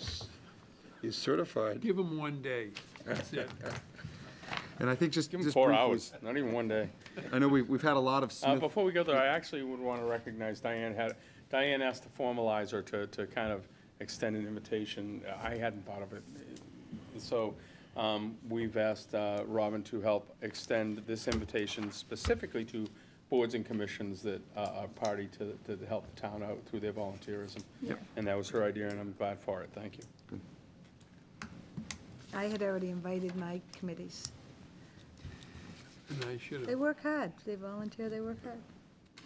Just briefly, we've spent a lot of time talking about Smith School tonight, but I did want to update this board that we've gone through at the, under the guidance of our architect and OPM, a pretty aggressive process to select a construction manager who would step in prior to town meeting to evaluate the proposed budget and the project sequencing and the site logistics to vet out, make sure it's realistic, make sure that the numbers are solid. So we've had our project budget now estimated by 2 independent cost estimators, and essentially having the CM on at this stage gives us a third estimation to make sure that these numbers make sense. It will significantly reduce the potential for error and omissions claims later in the project, which I think is a good thing. We had a very strong response to our RFP. We had 8 reputable firms reach out and say that they wanted to take on this project. There was quite a bit of excitement in the CM community. There were 4 firms invited in to interview with the selection panel, which consisted of David Lane, Assistant Town Manager Jen Breaker, Keith Taverna from the schools, and then Charlie Hay, who is our architect, and Paul Queenie, who is a consultant with our owner's project manager. The 4 firms that were invited in for interview were Colantino out of Holliston, Mass. They've done several MSBA projects. Consigli Construction out of Milford. They've also done a handful of MSBA projects. Gilbane, which is a pretty large firm, they did the Essex Tech project. And then W.T. Rich Company, which is located out of Newton, but one of the principals lives, I believe, in Hamilton or Wenham, so he's local. And those 4 firms came in and made presentations, and at the end of those presentations, there was a unanimous decision that W.T. Rich was deserving of the project. Their price proposal was open, and it was within budget. So as we speak, they're reviewing our standard contract, which is really sort of formulaic from the MSBA. Once they've gotten back to us, we'll have our council take a look at it. But having them on board now is right in line with the timeline that we've been looking at, and will really set us up to have some confidence going into town meeting in terms of project cost. And they, I think we were. Sometimes the timing works really well. If you recall, when we pursued our architects last spring, we had a very low turnout. We ended up resubmitting and had a much stronger turnout the second time. And this time we timed it well, so we had a very strong response to the RFP. Almost sort of an embarrassment of riches in terms of evaluating these firms, so we're off to a good start on that front. That's all that I have. Thank you. The board will consider consent calendar items as they appear below. So moved. Second. Motion made and seconded. All in favor? Aye. Opposed? Thank you. And now correspondence, selectmen, new business, previous new public business updates, and selectmen's closing comments. I will start with Mr. Clark. I was out of state most of the time, so I didn't get anything, sorry. David, do you have anything you'd like It's to say? just to say that Susan Fletcher and the Human Rights and Inclusion Committee worked with others to put together the annual lighting of the menorah down at the library grounds, and Steve Bartha was there to push the button to light the candle. And it's a very important, it is a very important annual event, and so kudos to those who made it such a successful and important event for people in our community. Thank you. Thank you, Diane. Just want to thank Aaron Henry, came to the Rail Trail Committee and gave us a great update on where the town, what the town has done and where they are with what I'm going to rename the Hawthorne Trail, because I hate it being Middleton and I hate it being Weston, but I can't get anybody else to agree with me. So he did a great job, just, kind of letting us know what goes on. It's, it's always great to hear the process. It's a great education. Also, a little rumor that I don't know whether I missed this at one of our meetings, that we're not getting the lights at the end of Summer Street till the end of March. Yeah. Well, that's why I read Facebook, because I learn so much, but do we have a delay in them so that? Not to my knowledge, but I'll circle back with you tomorrow. I'll send an email out to you. Yeah, that'd be really nice. I had heard nothing, but I said I probably missed it. But, again, people, before you put something on Facebook, call one of us, we'll get you the real answer. Thank you. Thank you. I didn't receive any correspondence that others hadn't received. The only thing I'd remind you that hasn't been already spoken about is this Saturday, the Friends of Danvers Rec Department, and other organizations have pulled together their volunteerism, and Santa by Sea will happen. I want to thank last Saturday, the tree lighting down to the holiday festival downtown, the tree lighting. Santa came, which was great, as he does every year. And there was a lot of volunteerism put into that, and thank the people who did that, and the businesses who kindly donated goods and services, and the town of Danvers employees, electric division, fire, police, DPW, everybody who pulls together to make that a fun event. Again, if you missed Santa on this last Saturday, you have an opportunity to bring him your list. This Saturday down at Pope's Landing, we'll have the bouncy houses, the horse-drawn carriages, wagons, the pony rides, all the things we've had over the many, many years. So we encourage people to come on down. A lot of free food, face painting if you want it, and thank the volunteers in the town departments that put that together, as well as the Friends of Danvers Rec. That's all I have. Mr. Bennett. Thank you. My last? You are. Thank you. I did that on purpose. Thank you. I lost my place. Two things. First, at the Danvers Traffic Advisory Committee meeting, we had a small presentation from somebody new in town with a request to put up these new handicap signs at the schools. I suggested that we put them up all over the town, and that the Danvers Traffic Advisory Committee, I asked Aaron to bring it before this board, so one, you can see these new emblems, and to get a cost of what it will be to replace them. I think it's certainly appropriate, and I look forward to them coming before us in the near future. The other is a question. We had brown water the other day from well 2, manganese in the water. When we pump from these wells, does it go directly into the pipes to the houses, or does it go down to the treatment plant? We do some treatment right on each of the wells has a small treatment. Yeah, so, so the water is now clear, but well 2 is still down. We're trying to investigate the cause. Okay. I had some folks bring it up to me afterwards, and I knew the answer, so thank you for letting me know that, especially at that end of town. So I guess that would be where you'd see it. We had it at my house yesterday, but it's moved through the system. Yeah. Okay. I saw them flushing hydrants on Prince and Holton Street, Center Street the other day, too. I also saw on that, Dan, on the website for DPW, as they're fixing it, you have to run every faucet. So they were telling people that you have to flush out, Everything, yeah. Yeah, so if you've been reported that it's fixed, you still have to flush out your house. Okay, Reminding that's good to people know. of that. That was on So those are the two comments I had, and I closed the meeting with, remember the veterans. We had 3 young men killed in Afghanistan. One was a Massachusetts native, so Condolences to the family, and please thank the veterans when you see them, current vets and retired vets. Thank you. Thank you very much. Entertain a motion to adjourn. So moved. Second. Motion made and second. All in favor? Aye. All right. Thank you very much. Good night, Danvers. Thank you, Joe.